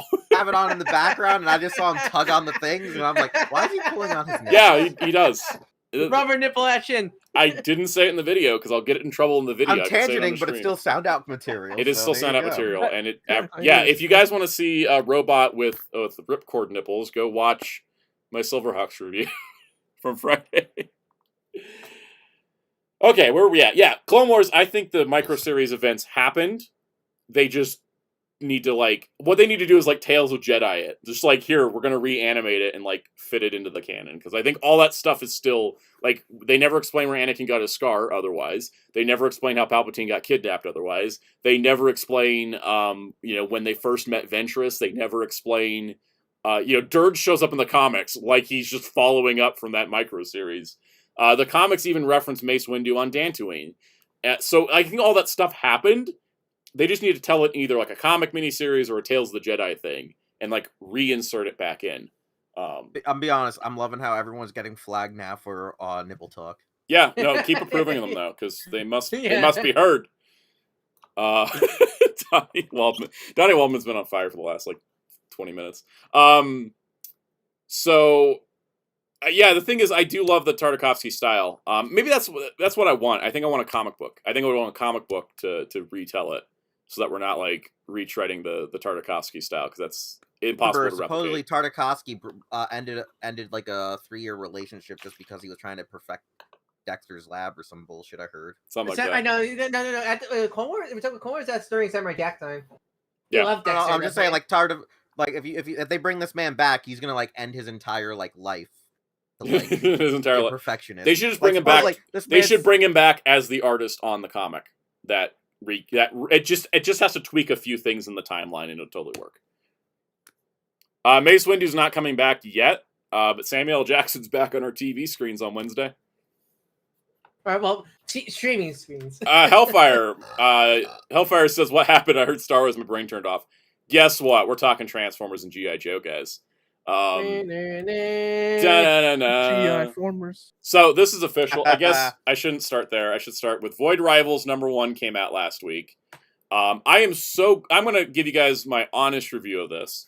I am so glad that 8 pages from the end, frickin' Jetfire shows up because I was kind of bored out of my mind with this a little bit. There may be something special in Void Rivals. I don't know what it is. The thing is that I like the Common JoJo. Real quick, I don't want to talk about Kraven because I will end up on a tangent. Let me just say it was hilarious, and I don't think it was supposed to be. Is it Morbius too? The trailer's cut almost the same as Morbius. Oh my god, really?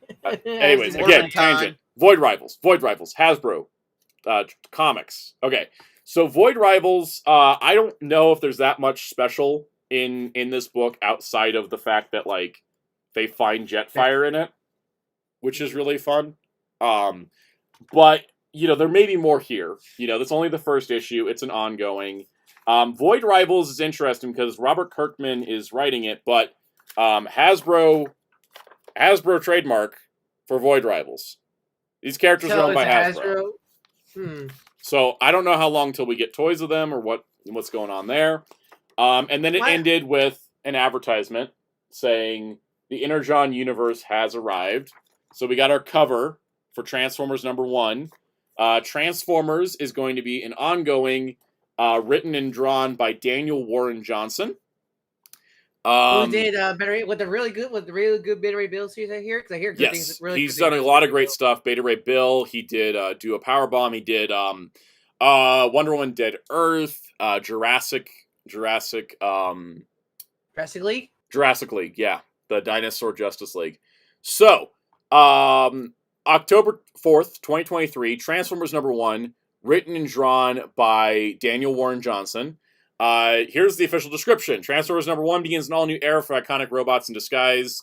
From Superstar creator Daniel Warren Johnson and colorist Mike Spicer, Optimus Prime was supposed to have led the Autobots to victory. Instead, the fate of Cybertron is unknown, and his allies have crash-landed far from home, alongside their enemies, the Decepticons. As these titanic forces renew their war on Earth, one thing is immediately clear: the planet will never be the same. New alliances are struck, battle lines are redrawn, and humanity's only hope of survival is Optimus Prime. I think this is cool. Void Rivals, for context, what it's about is these two aliens from two different species who are like fighting each other or something, and that's about all I got on that because it's been pretty. So it's like Transformers. So it's like Transformers. It's like Transformers in a lot of ways, yeah. Do they call him Skyfire? I don't think they call him anything. Hold on. I think it's pretty sure. I figured it's gonna go by Jetfire. Oh, yeah. He says, "Do not be afraid. I mean you no harm. I'm Jetfire." I forget to switch my screen sometimes. I am Jetfire. Oh, I thought that was part of dialogue. Yeah. I am Jetfire. I forgot to switch my screen. He says he's a Cybertronian scientist. He does not have a faction symbol. That's a very good point. Someone noticed in the chat. He transforms like the Siege toy.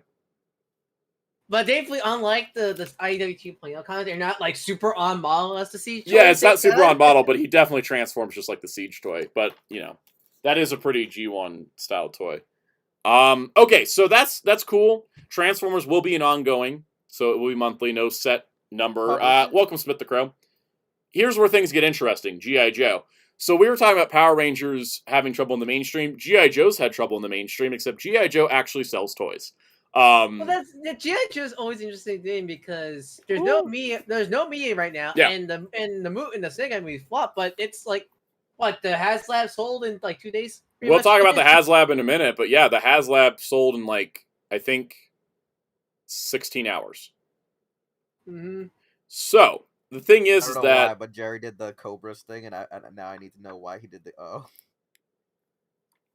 So now adding to that, G.I. Joe is going to be sort of relaunching off the back of Transformers. Okay, because the idea of I always find the idea how they set up this new universe. I appreciate we're going to read the descriptions because I think that'll give us some insight. So check this out: Duke #1, written by Joshua Williamson, who a lot of DC fans will know. He did Dark Crisis recently, as well as doing some other Batman. And Matthew Flora, thank you for reminding me. Everyone should hit the like button, please, and thank you. I always forget to do that. Okay, so Joshua Williamson and then Tom Riley will be on art. This is where I think this actually gets interesting. I think the Transformers sounds good, but the G.I. Joe side is cool. For context, we've never had G.I. Joe and Transformers be in the same universe from the start. They either crossed over later or tried to merge it later like IDW did. This is from the jump. These are in the same universe. All right, so the new Energon universe expands in December with Duke #1, a limited series from Joshua Williamson, Tom Riley, and Jordan Bellier that tells the story you've never read before. The origins of G.I. Joe in a world grappling with the arrival of Autobots and Decepticons. When Conrad S. Hauser, codenamed Duke, investigates the mysteries behind the Transformers, the answers will lead to the birth of forces for good and evil that the world has never imagined. Duke will be the first of 4 G.I. Joe limited series coming from Skybound, setting the stage for a fresh new take on G.I. Joe, Cobra, and the iconic characters you only think you know. This is cool because what this sounds like is that, how we have all these like military forces in the Transformers movies. What if they were just G.I. Joe? What if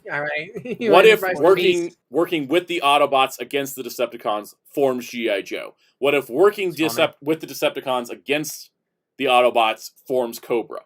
Like you have the human and the Cybertronian sides of each side of this war, right? Autobots and G.I. Joe, Decepticons, and Cobra. Mm-hmm. I think this would be great. Now, adding to that, that's going to be December. Yeah.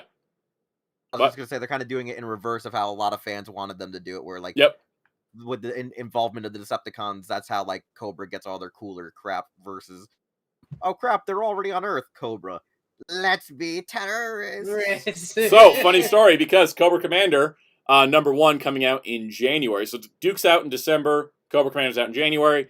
Cobra Commander #1 launches when Joshua Williamson, Andrea Milana, and Annalisa Leone.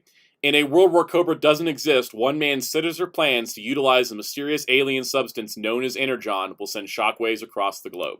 So essentially, Energon is going to be the source of Cobra having all this crazy tech. I actually like the idea of, like, because that's the only thing with Cobra is their vehicles are usually a little more like sci-fi versus the Joe vehicles. Mm-hmm. So I like the idea that, the reason why, because they're using Energon or, Transformers tech. Because I actually realized the idea that Joe is coming from after the Transformers, because you think G.I. Joe, I do love G.I. Joe compared to most people, but the thing is, the problem with G.I. Joe is when you're not in the franchise, you just think it's just generic military series, even though is very sci-fi campy. Don't forget, Mask was retroactively made a Joe. group. Yeah. Yep. Like it's I think a lot of people Masked Crusaders. Yeah, but like it has snake people for God's sakes. It's not like Yeah, just military people. The series. Even Larry Hama, who took a very grounded approach to GI Joe, still had snake people. But I think it's more of like how I think the best way. Essentially, I didn't see people talk about it when Rise of the Beast came out with the post ending. Can't say post credits because it wasn't. We'll just say it. If you haven't seen it, Rise of the Beast ending does tease the existence of GI Joe. Yeah. And people are trying to describe G.I. Joe, who people have never heard of, and people think it sounds boring because they just think it's describing army people, and it's not. So I think try to sci-fi them up by combining the Transformers aspect to it. I think will give a new, nice life with G.I. Joe because it feels like they were kind of slowly transitioning G.I. Joe to more sci-fi stuff when Classified came out. When Classified started, they were giving them very sci-fi heavy designs, and then people rejected it, and they went back to the classic designs. Which I didn't. Which is a shame. I kind of wanted a balance of the two. I didn't really want just full classic like we've gone. So I really like a lot of the new designs. Ones. Yeah, I really like a lot of the classic original designs. They are really great. Get my Cobra Commander from the second G.I. Joe movie, please. Oh yeah. Oh, that design's so good. You think I kind of want? You think they'll do movie style figures? Actually, maybe. Maybe. I would like them to... Maybe if they get the actual G.I. Joe movie happening, because apparently the plan is to not do a G.I. Joe movie, but to make the next Transformers movie have G.I. Joe in it, which is smart. Because so smart. You should have been doing this whole time. It's kind of interesting because when people talk about where is it? When people talk about the G.I. Joe movies, they're always actually in a positive light. I think a lot of people are now going back to those movies and like going back and appreciating more. I noticed recently. Retaliation is a great movie. Oh my god, it's so good. It's the I think Retaliation, if it had come out when it was originally supposed to come out, not being held back for like 3D, I think would have been a much bigger. When did it when because Rise of Cobra was 2009. Was it meant to come out 2011? It's supposed to be 2012, and it came out in 2013. Yeah, I keep thinking it came out 20. I legitimately my mom hated the first movie and loved the second movie. I don't like Rise of Cobra that much, but Retaliation is great. Great action scenes, great character stuff, really cool storyline. Like, it really did a good job, like, bringing all these G.I. Joe elements together, and I wish it done better because that was the direction they needed to go in. They did have Bruce Willis in that one, yeah. What was it? Renegades was the hub series? I remember that was also great. Renegades and Retaliation run similar with the G.I. Joes as fugitives from the government, which I think is just such a cool thing. Because I'm pretty sure they were meant to go on, like Renegades was. Yeah, they were supposed to come out at the same time, but then the movie got delayed because they wanted to convert to 3D. Yeah, kind of glad trees kind of like at least that asterisk trees now kind of way. For real. Real quick, Small Dream says, wonder if the TF movies will be doing the G.I. Joe's replacement for the obligatory military characters thing. That's what I think they should have been doing this whole time. It seems kind of obvious. Like, Sector 7 should have never existed. It should have just been G.I. Joe. Like, you're going to have military in every one of these movies. Why are you not making it a known Sector 7 could have been a group, and then G.I. Joe become what Nest was. Nest was. Right. When Nest happened, Nest should have been G.I. Joe. And it feels like with the Bumblebee movie timeline, because Bumblebee had Cemetery Sector 7. Wind should have just been his Splinter Cell that took over the government and forced the G.I. Joes out. Yeah. What became his Splinter Cell? What? So what was the Say again, Wheels? I said that by Age of Extinction, his Cobra, they should have actually taken over somehow the government like they did in the movie. Oh yeah, what was that? KSI? It's KSI, yeah, it could have been Cobra. I could have sworn they said December Terry, and I'm like, what's it? That ain't even a real month. No, yeah, I agree. And the thing is, like, Sector 7 becoming G.I. Joe between Bumblebee and Rise of the Beast makes total sense. Like, it's so weird. They encountered robots from space and were like, we need something better. I remember, and also Shatter and Dropkick did kind of download their like technology too. This is Sector 7. That's and true. Bumblebee. They share technology. Pretty niche technicality. Yeah, so they technically would have the tech at that point. Hold up. Stream's dying. It's reconnection successful. We're back. We're yellow. We're green. We're green. We're back. Sorry about that, everyone. Connection issues. The government probably thought we were talking about them and not fictional stuff. Our we're back. Designated FBI agent / CIA agent should have been able to inform them that we were not. Yeah. But Spin Dash real quick. The Bumblebee and Rise of the Beast are not connected to the Bay movies. Don't listen to that dumb producer that Producer. I will not say the name. Lorenzo Di Bonaventura. He doesn't know what he's talking Don't about. listen to him. He is trying to like appease every audience member by saying that they're prequels. They're not. Completely separate timeline. I guarantee you. Even me being casual is like, no, it's totally different continuity. And Wheels totally said, well, what Wheels said during when the stream was buffering about bringing John Cena back. I find it so funny that people are like so against the whole G.I. Joe Transformers thing from Rise of Beast. Even though like I remember when Bumblebee came out, a lot of people like said like John Cena should have been like playing Duke or should be, exactly. I remember that too. Like, and this is the thing is why I say to companies don't listen to fandoms because they will flip on you in a second. Like they'll go from John Cena should have been G.I. Joe to we don't want G.I. Joe in here. Like what? You just last movie were like, why isn't this G.I. Joe? It makes so much more sense. Yeah, because like honestly, if they did say John Cena's Duke, I can buy it. I mean, he has that chiseled jawline like Duke. Yep. Speaking of G.I. Joe, Form Cobra. Transformers has one ongoing at Skybound. G.I. Joe's getting 4 miniseries, plus Larry Hama's run is confirmed to be continuing under Skybound and Image, which is what I thought was happening. I assumed it as soon as we found out they had Transformers and G.I. Joe. 100% confirmed.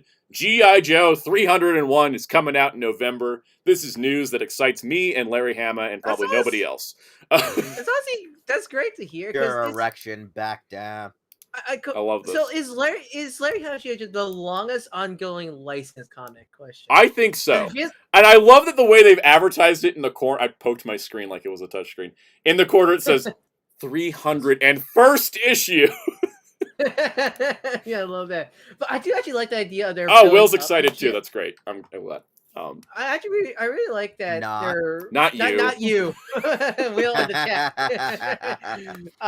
But I do like they're actually for the Energon universe G.I. Joe. I like they're building up to it. It lets people. It lets people who are not familiar with G.I. Joe see these other comics in this universe and pick these up and see what they think of it. And they're probably gonna piggyback the comics off of Transformers. Like Transformers going to advertise the G.I. Joe books a lot. I actually do like that. One thing I think was good right now is a lock in. Like, all right, we have Joshua Williams. Like Joshua Williams is going to be. Joshua Williams is the G.I. Joe guy, and Daniel Warren. Oh my god, I forgot his name already.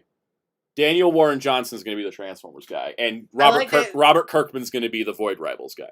Yeah, I like they lock down these creators who are going like right because like it's not like Duke written by Joshua Williams and Cobra written by someone else. Like no, they're make sure to get the same writers to keep the world consistent, which is a good thing because I see too many like the main book's written by the main book's written by this writer, but then this one-off book will be written by a different writer and we completely feel different, but it has to be canon because it's canon main events. No, it's definitely like they chunked it out that like Kirkman's doing Void Rivals, Transformers is Daniel Warren Johnson, Williamson's doing G.I. Joe, and then Larry Hama is continuing his G.I. Joe run.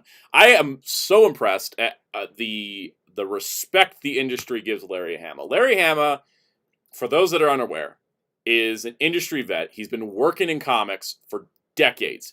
He was a Vietnam veteran. That's what he brought his personal history to G.I. Joe. It's what made it stand out back in 1982. It started in 1982. It ended in 95. It came back in 2010. It ended in 2021. Now it's back once again in 2023 to keep going. And it's going to keep going as long as Larry Hama wants to do it. And I'm so glad that IDW recognized that Larry Hama wanted to keep doing it and let him pick it back up. And I'm so happy that Skybound and Image are like, let's keep going. We're going to keep pushing it forward. And I love this. I love that they're like, just keep writing, Larry. We'll do our own thing over here. You do this because we respect all your contributions to this world that we live in. I do hope. Ironic and also funny. He took his trauma and turned it into a children's plaything. Exactly. Actually, legitimately. Don't a lot of writers do that? A lot of writers do, but like the thing is, Larry Hama, actual war trauma. Everything we love about G.I. Joe is a direct result of Larry Hama. He was the one that came up with these characters before there was a show. And someone mentioned, yeah, Tunnel Rat is literally Larry Hama. Like, it's 100%. I'm also glad that this cover does not look like a restart, because we have Snake Eyes there, which I assume is still Sean Collins, and Don Moreno's there as the second Snake Eyes. So we're not, we are still continuing. It's not like a soft reboot. Very happy with this. This is more exciting. I'm still excited for the Energon Universe stuff, 100%. Like, I'm on board to check out first issues of all of them. What's just nice is I'm just glad this is still going. It's the respect they're giving to Larry Hama, the fact they're bothering to continue his work. And we knew that he was doing more because he's let it slip that he wrote up to issue 304 already. But this is nice to see that they're doing this. This is also cool because we're doing more than just 301.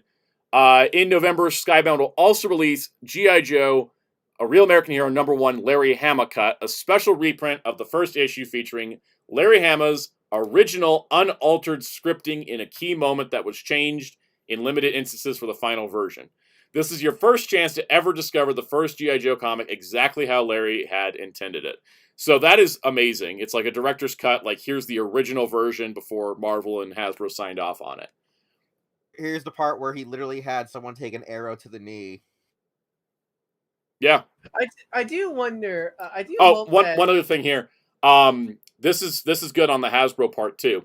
Several years ago, a fan asked me how long Larry Hama would be writing G.I. Joe comics, recalled Michael Kelly, VP of Global Publishing at Hasbro. My response was the only appropriate answer for someone in my position, for as long as Larry wants to keep writing them. It's exciting to be continuing this journey that started in 1982, and I'm grateful to the team at Skybound for helping me keep that promise. This is not just a the IDW Skybound thing. This is a Hasbro thing that they're like, if he wants to keep doing it, we're going to let him keep doing it. And that is wonderful. I'm very happy about this. I do hope for Image / Skybound. I do hope that they reprint at least the IDW run. I hope they reprint the entire thing. I love Image Comics' compendium volumes where you get like 50 issues at a time. They've done it for Spawn and they've done it for Invincible. I want that for G.I. Joe. Just give me like 7 volumes that do all of that plus special missions.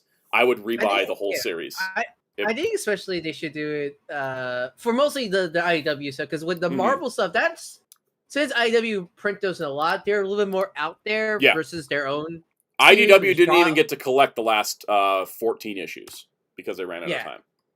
Yeah, so I would like them to essentially since Common Jojo, he wrote most of the 300 issues. There was a few he didn't do towards the tail end of the Marvel run. But he's done almost every issue for all 300, and he did most of special missions as well. So there's like it's like technically like 327. Oh, there's another miniseries in there too. So yeah, it's like 300. He's written like 329 G.I. Joe issues, I think, with all the side stuff. Anyways, back to what you were saying, Ryan.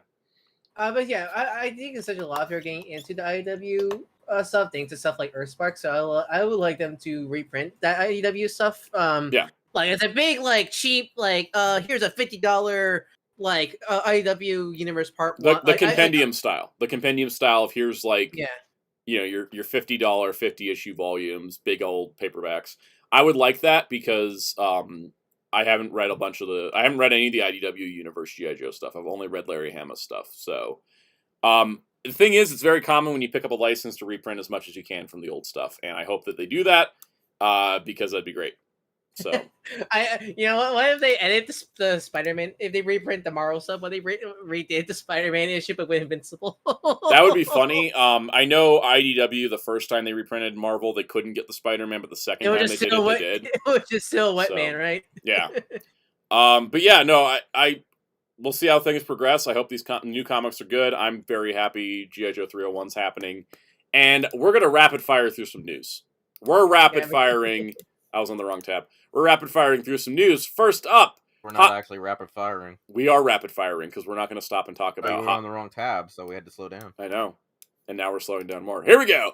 Flash round, news roundup, Hot Toys, 1/6 scale, Kamen Rider Black Sun, and Kamen Rider Shadow Moon. We were right. They were doing 1/6 scale. See you later, Donnie Pearson. Thanks for coming. I like this. I like these a lot. They look good. I like that the belts light up. That's a Really cool detail. Oh, and the orange and green parts on their arms and the head and all that. Like, there's additional lighting. It's not just eyes. They look incredible. I'm curious about the suits because I don't think Katsu's ever done like these more organic-y type bodysuits before. These are a bit new for them, yeah. These are not like their standard style. I find it interesting they went with Black Sun instead of like Shin Kamen Rider. I mean, I'm happy as a Black Sun I'm assuming fan. it's just the license, or they also got Shin Kamen Rider, and then, you know, because of their development time being longer, we'll see those later. Yeah. This is cool, though. Any deeper thoughts on these probably $300 figures? It's just great to see Rider in a new market. Yep. Because I know that Rider has never done this scale before, right? Yes. Yes, Metacom's Real Action Heroes. Yeah, have done right. it. But those are like old, like They still keep doing those. They do the main Rider of each show. Oh, really? Yeah. I just haven't seen, They've done it all the way up to Saber. I don't think they've done Revice yet, but I think because they're so spins. I just don't see the people. saber in your hand. Yep. All right, They're so that's cool. Let's talk about something also expensive but also cool. The Super Mini Pla alternative Shogoken modeling project, Alternative Destiny Live Robo. This is a modern redesign of Live Robo, done by a renowned mecha designer. It's SMP's version of Amplified. Yep, pretty much. I freaking love it though, and I want it. They've hinted there'll be a live boxer to go with it. This will be a general retail release, which is pretty nice. Hooray! It means the price will be a little bit lower. It looks absolutely stunning. I love Live Man. I love Live Robo. I love that they made the guns actually practical and usable. I love the sword redesign. It just looks amazing. I love the Obari pose and the shot here. I do really like this. I love the individual modes look great too. Like the Jet Falcon looks like a freaking Macross thing. I think it's a really good modern take because I do really like the Amplified style, but like it's not for everyone's taste. I think it's a really nice, like not too much, but like a good like modern update. Yeah. Pre-orders start tonight, I think. Yeah. Honestly, it looks more like if Live Robo was not restricted to be a live action suit, and more like what if it was an 90s anime or something like that. What if it's like an anime, or what if it was It didn't have restriction being a live suit, pretty much. And lots of parts forming, but that allows for it to actually like look good. So I'm here for it. The one thing I don't kind of like about this is very anime like. I don't like how they made it too modern. I would have liked if they would have just tried to make it stylized to be more like around the era, but I kind of get where they're going with this too. Is that like they want to alternative line is like as Ryan said, like amplified, so they're trying to make like way futuristic, like where it makes me feel like, oh man, it's a CG anime. Yeah, but it looks cool. I think I like it. So yeah, Live Robo. This guy at the bottom is the designer. He's worked on. He did the other Alternative Destiny designs like X Kaiser. So pretty cool. I love that. All right. What's his name again? I forgot. I already closed the tab. There's a Batman Vital bracelet. Satoshi Mizuki from for a split second I saw it. Yeah. All right, this is weird. Batman's got a Vital bracelet now. Yeah, so this is our very first like new Vital Hero product since the initial like 3 of the black, blue, and red. Yep. This is weird, but I kind of love it at the same time. So like, all right, what's gonna be the evolution line? It's gonna be like they don't have the full evolution line, but there's at least Batman with armor, Batwing, Robin, and Nightwing. I find it lame that I don't know what we're gonna talk about. The DC one just had DC logo on it. Yeah. I thought, Muteki T, I agree. I thought this was dead, but no, here we are with an American exclusive Vital Hero bracelet with a Batman logo on it and a Batman dim card. You know what it should be for the first 2 stages? It should be Bruce Wayne dead kid. Parents. Yeah, first stage Bruce Wayne fair. Next stage dead parents. Exactly. This is cool, but yeah, you can't buy the Batman card outside of this. I don't know, like it probably works in the other Vital bracelets, but because I mean it's not that hard, but like they usually work. I'll definitely pick this up because I love the evolution line down here. It shows of Batman to Batwing to Thomas Wayne Flashpoint Batman. Wait, what? Now that's not the only thing because there's also a Superman and DC villain, or a DC Heroes and a DC Villains. DC Villains. So there's a DC Heroes and a DC Villains. The DC Heroes one, I can make the image bigger here. The DC Heroes is DC Logo 1, DC Logo 2, Logo which 2. is... That's officially lamer than Person and Strengthened Person from the Kamen Rider ones. This should have been like baby Clark in Pod. Something. And then Superman can become Aquaman, Cyborg, Flash, or Green Lantern. And then Aquaman can become Supergirl, and then whatever the Mega Evolution is. Cyborg could become Supergirl, Wonder Woman, or Shazam. Flash could become Supergirl, Wonder Woman, or Shazam. Green Lantern could be... It's just like the Kamen Rider ones where it's like you just stuck a bunch of characters on here and weren't really worried about the evolution part. Yeah, I was like, why is Superman the champion? I don't know. It's just the Kamen Rider and Ultraman ones were the same way. If should be the Mega. The Metsubo Jinrai dim card is weird because like with 01 they put all those forms in and like that made sense, but like with the Metsubo Jinrai one it's like you can evolve from Jin Burning Falcon into Ikazuchi. Into Arc 1. And it's like, what? Who's the Mega? Orion? I don't know what the Mega is. I'm wondering if there's a Jogress, because it might be. And then the villains one is Icon. Sadly not Joker. Milestone's Icon. Joker can become Harley Quinn, Black Manta, King Shark, or Catwoman. And then they can become Black Adam, Reverse Flash, Darkseid, and then a mystery one. No, it has to be Lex Luthor because he's on the dim card, which is backwards. Because wouldn't Darkseid be the Mega? Wait, why is Lex Luthor above Darkseid? I don't know why Lex Luthor is above Darkseid, but there we go. I don't know what to make of this besides when it goes on clearance, I'm buying it. But emphasis on clearance. I don't think this is gonna like. I don't know. Where's the crossover market? You know, Vital Bracelet, right? It's Digimon, Demon Slayer, Batman. Oh, yeah. It's for us. It's specifically for us. Specifically, US only. Like, for use only on the Vital Hero. I want to stick this thing in my Vital Bracelet B and just see what happens. This is coming out because my Vital Bracelet actually broke because I actually slammed it on the treadmill at gym, so the glass broken. The glass broke. Did it crack like it? Yikes.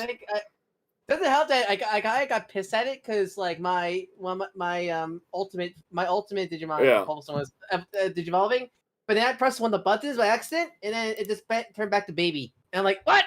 It turned back to baby. Yeah. It was like, that's not supposed to happen. Yeah, it was a glitch where it's like I think it was like low battery. I think it was what happened. Where it's like it was digivolving.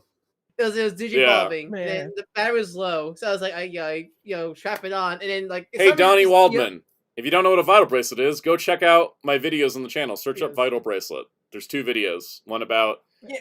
I cover the Vital Bracelet in 2 videos. Go check it out. And don't forget, someone said they want to shove it up their butt. That's true. I realize that there's a chance that because Batman's on the front of this package, that Batman's the secret hero.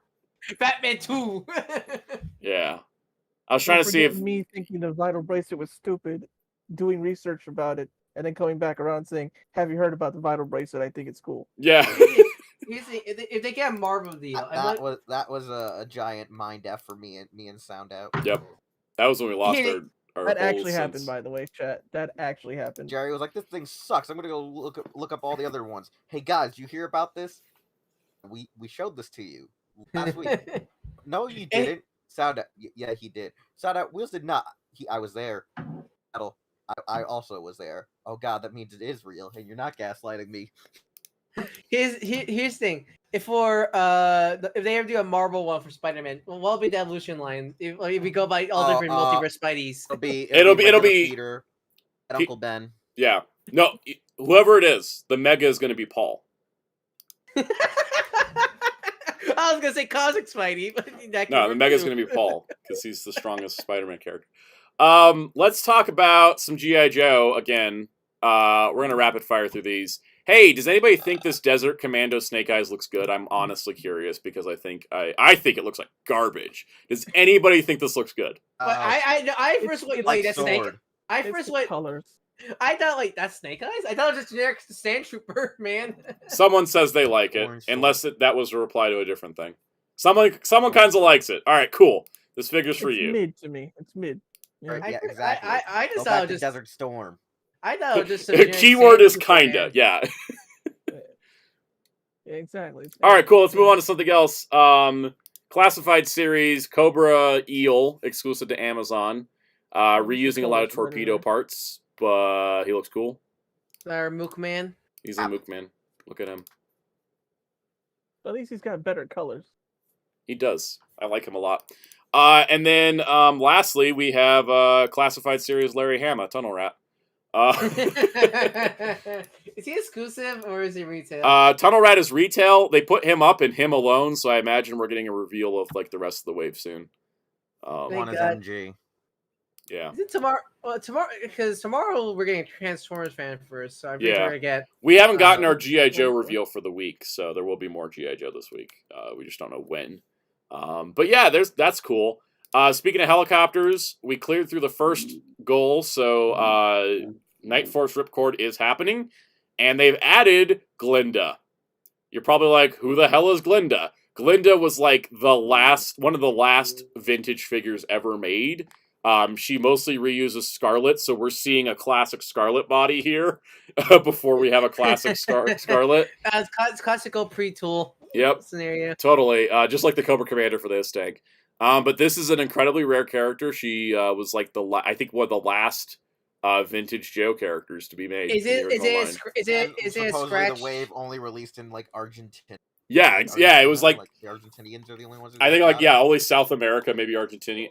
Question: is it like a scratch with TMT or what's the power? Most of those last Skeletor He-Man variants are like laser sword He-Man Skeletor. Yeah, right? it's like that except more limited.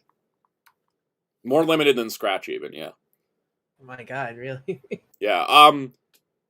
I gotta say, 16,000. They add her in. I'm probably more on board with this helicopter.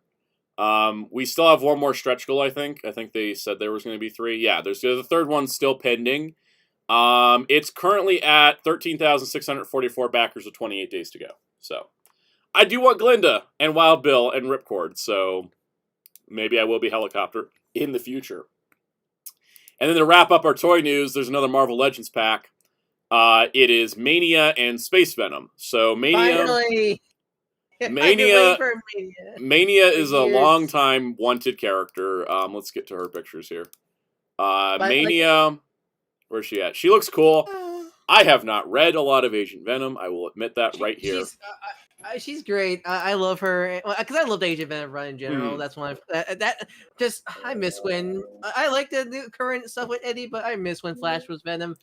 I miss Flash Venom for his Venom Space Knight stuff because that's the stuff I've read more of. There was the one time when Deadpool threw, I think, Flash out the window because he doesn't have legs.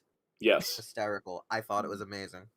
Yeah, but I'm glad they're making Minifig, also releasing Venom Space Knight. I'm so pissed that they refused to make a new Agent Venom. We really do need a new Agent Venom. But yeah, they are re-releasing Space Knight Venom. Mania looks very anime. He's got a new alternate head with his teeth, which is great. He's got new bladed weapon attachments, which is great. I don't know if I need this because I have the first Space Venom.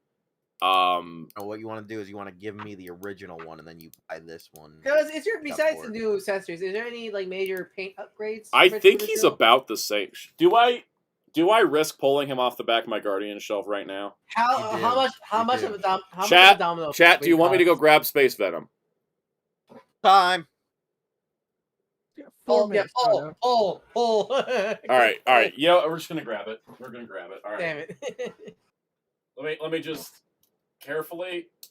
Oh nope, Captain Universe is falling. All right, we're good. We're good. Careful, SpongeBob. Okay, outside of Dusty as heck. I like someone's like, I'm gonna donate $300. I clicked the wrong tab again. I apologize. We're not done yet. You're not free of me yet, guys. So here's Space Venom. Can I be? I'm looking. I think he's like literally the same. I don't think there's any paint upgrade. Because looking at the front, I think there's more blue. I think there's more blue on the shoulder. Let me make sure that's not dust. The shoulder, you know what? It may be like a little bluer. Yeah, no, I mean they're not. This wasn't like missing any paint, so. It's a very simple design to begin with. Yeah, exactly. That's why I love it. I love the cleanness of this. Every time I look at the head, I always think he's like some kind of Cylon or some kind of like, you know. Yeah. Like... No, I love the storyline where he got this look too. It was one of the best. Oh, and also Guardians related, so I'm biased. Yeah, I mean he looks about the same. I think it's just a matter of the new head, the new weapons. I might get this. I don't think I'm gonna pre-order this. It's a 2-pack coming out. What is it? Target exclusive? Yeah. I know it's Amazon. Target. Okay, Target. Yeah, Amazon usually gets symbiote stuff. I think I might get it. I'm definitely getting it because. But I'm not going to pre-order it because I already have like Black Widow on pre-order, and I'm still waiting on like my Tracksuit Mafia guy. Every time I think of Target pre-orders, I think of that one video done. I forget the person who made it, but that great video about pre-orders. Oh yeah, the TikTok video with like, here's how every store handles pre-orders. Pre-orders. Yeah. Yeah, I have pre-orders. Scheduled for fall, $55.99. It should be going up for pre-orders sometime this week. So, it looks cool. I'm tempted to get it, but I'm not necessarily like I have to get it because I like Mania, but Mania's not and I already have my I got my Space Knight Venom. So, if I miss it, oh well. If I don't miss it, that's fine. And we covered all those last week, so we're good. I think we got through all the news, guys. We succeeded at news. On time. On time. Let's plug and get out of here. We drew blood. We made speeches. We cooked. We cooked a lot. We did a lot of cooking. We talked about so much today. If you guys missed any of it, go check the replay as soon as it's over. Where can we find you, Fighter Cows? Well, you can find me at Fighter Cows on Twitch. Spelled FIGHTERXAOS. Tuesdays and Fridays, 4 p.m. Eastern. Tomorrow is King of Fighters 15, and it's going to be a special one because they actually updated the game to have a new boss trial mode with Gainitz, Goenitz, Gernitz. I don't know how you pronounce it, but he's a jerk. He's always been a jerk, and I'm expecting him to still be a jerk. Yeah. And I'll be on there too as well, so definitely check it out. Dark Law, where can people find you? Follow me at Darko643 on YouTube and Twitter. I do archivists like the ones you see on this very channel. You want any, feel free to DM me on Twitter. All right, Wheels, what about you? YouTube and Twitter at Wheelchair21. You can check out our awesome website, hero-club.com. You can follow us across social media using Hero Club for Life. And you can check out our awesome Patreon, because we could use the support. A little bit of money goes a long way to help us, pay for the site's hosting, agency fees for guests interview, etc., etc. It's all there in the About Us. So, if you want to donate, please help us out. It's $1, even if it's $1 once a month. Even if it's $1 once a month. And watch Wheels possibly. It helps us get interviews. And watch people definitely helps with the interviews thing. And watch possibly Wheels Death on Wednesday, 9 o'clock. Exactly. Time. You can find me, of course, at all the links down below. I'm available. I'm around. Donnie Wellman says, I don't even know about half the stuff you guys talked about, but I just like looking at toys. Hey, honestly, that's what I do most of the time is I like looking at toys. So I mean, I was just staring at a... Here's the thing. You ask us any random question about certain franchises we know about, we'll just babble on forever and forever. We could. We babbled on about Blu-rays for how long earlier? Almost an hour. Yeah. All right. Well, I hope you all have a great week, and we'll see you next Monday. Same bat time, Satan Bat channel. Next week, maybe we'll talk about Batman. I don't know. I didn't see The Flash. I have no idea what to talk about. So, I mean, you probably see does Indy come out this week, right? Indy's in another week. So, all right, I keep forgetting. Yep, it's the 30th. Indiana Jones. 11 days. I have 11 days to watch 3 episodes of Young Indy and 4 movies. So, I will see you guys all next week.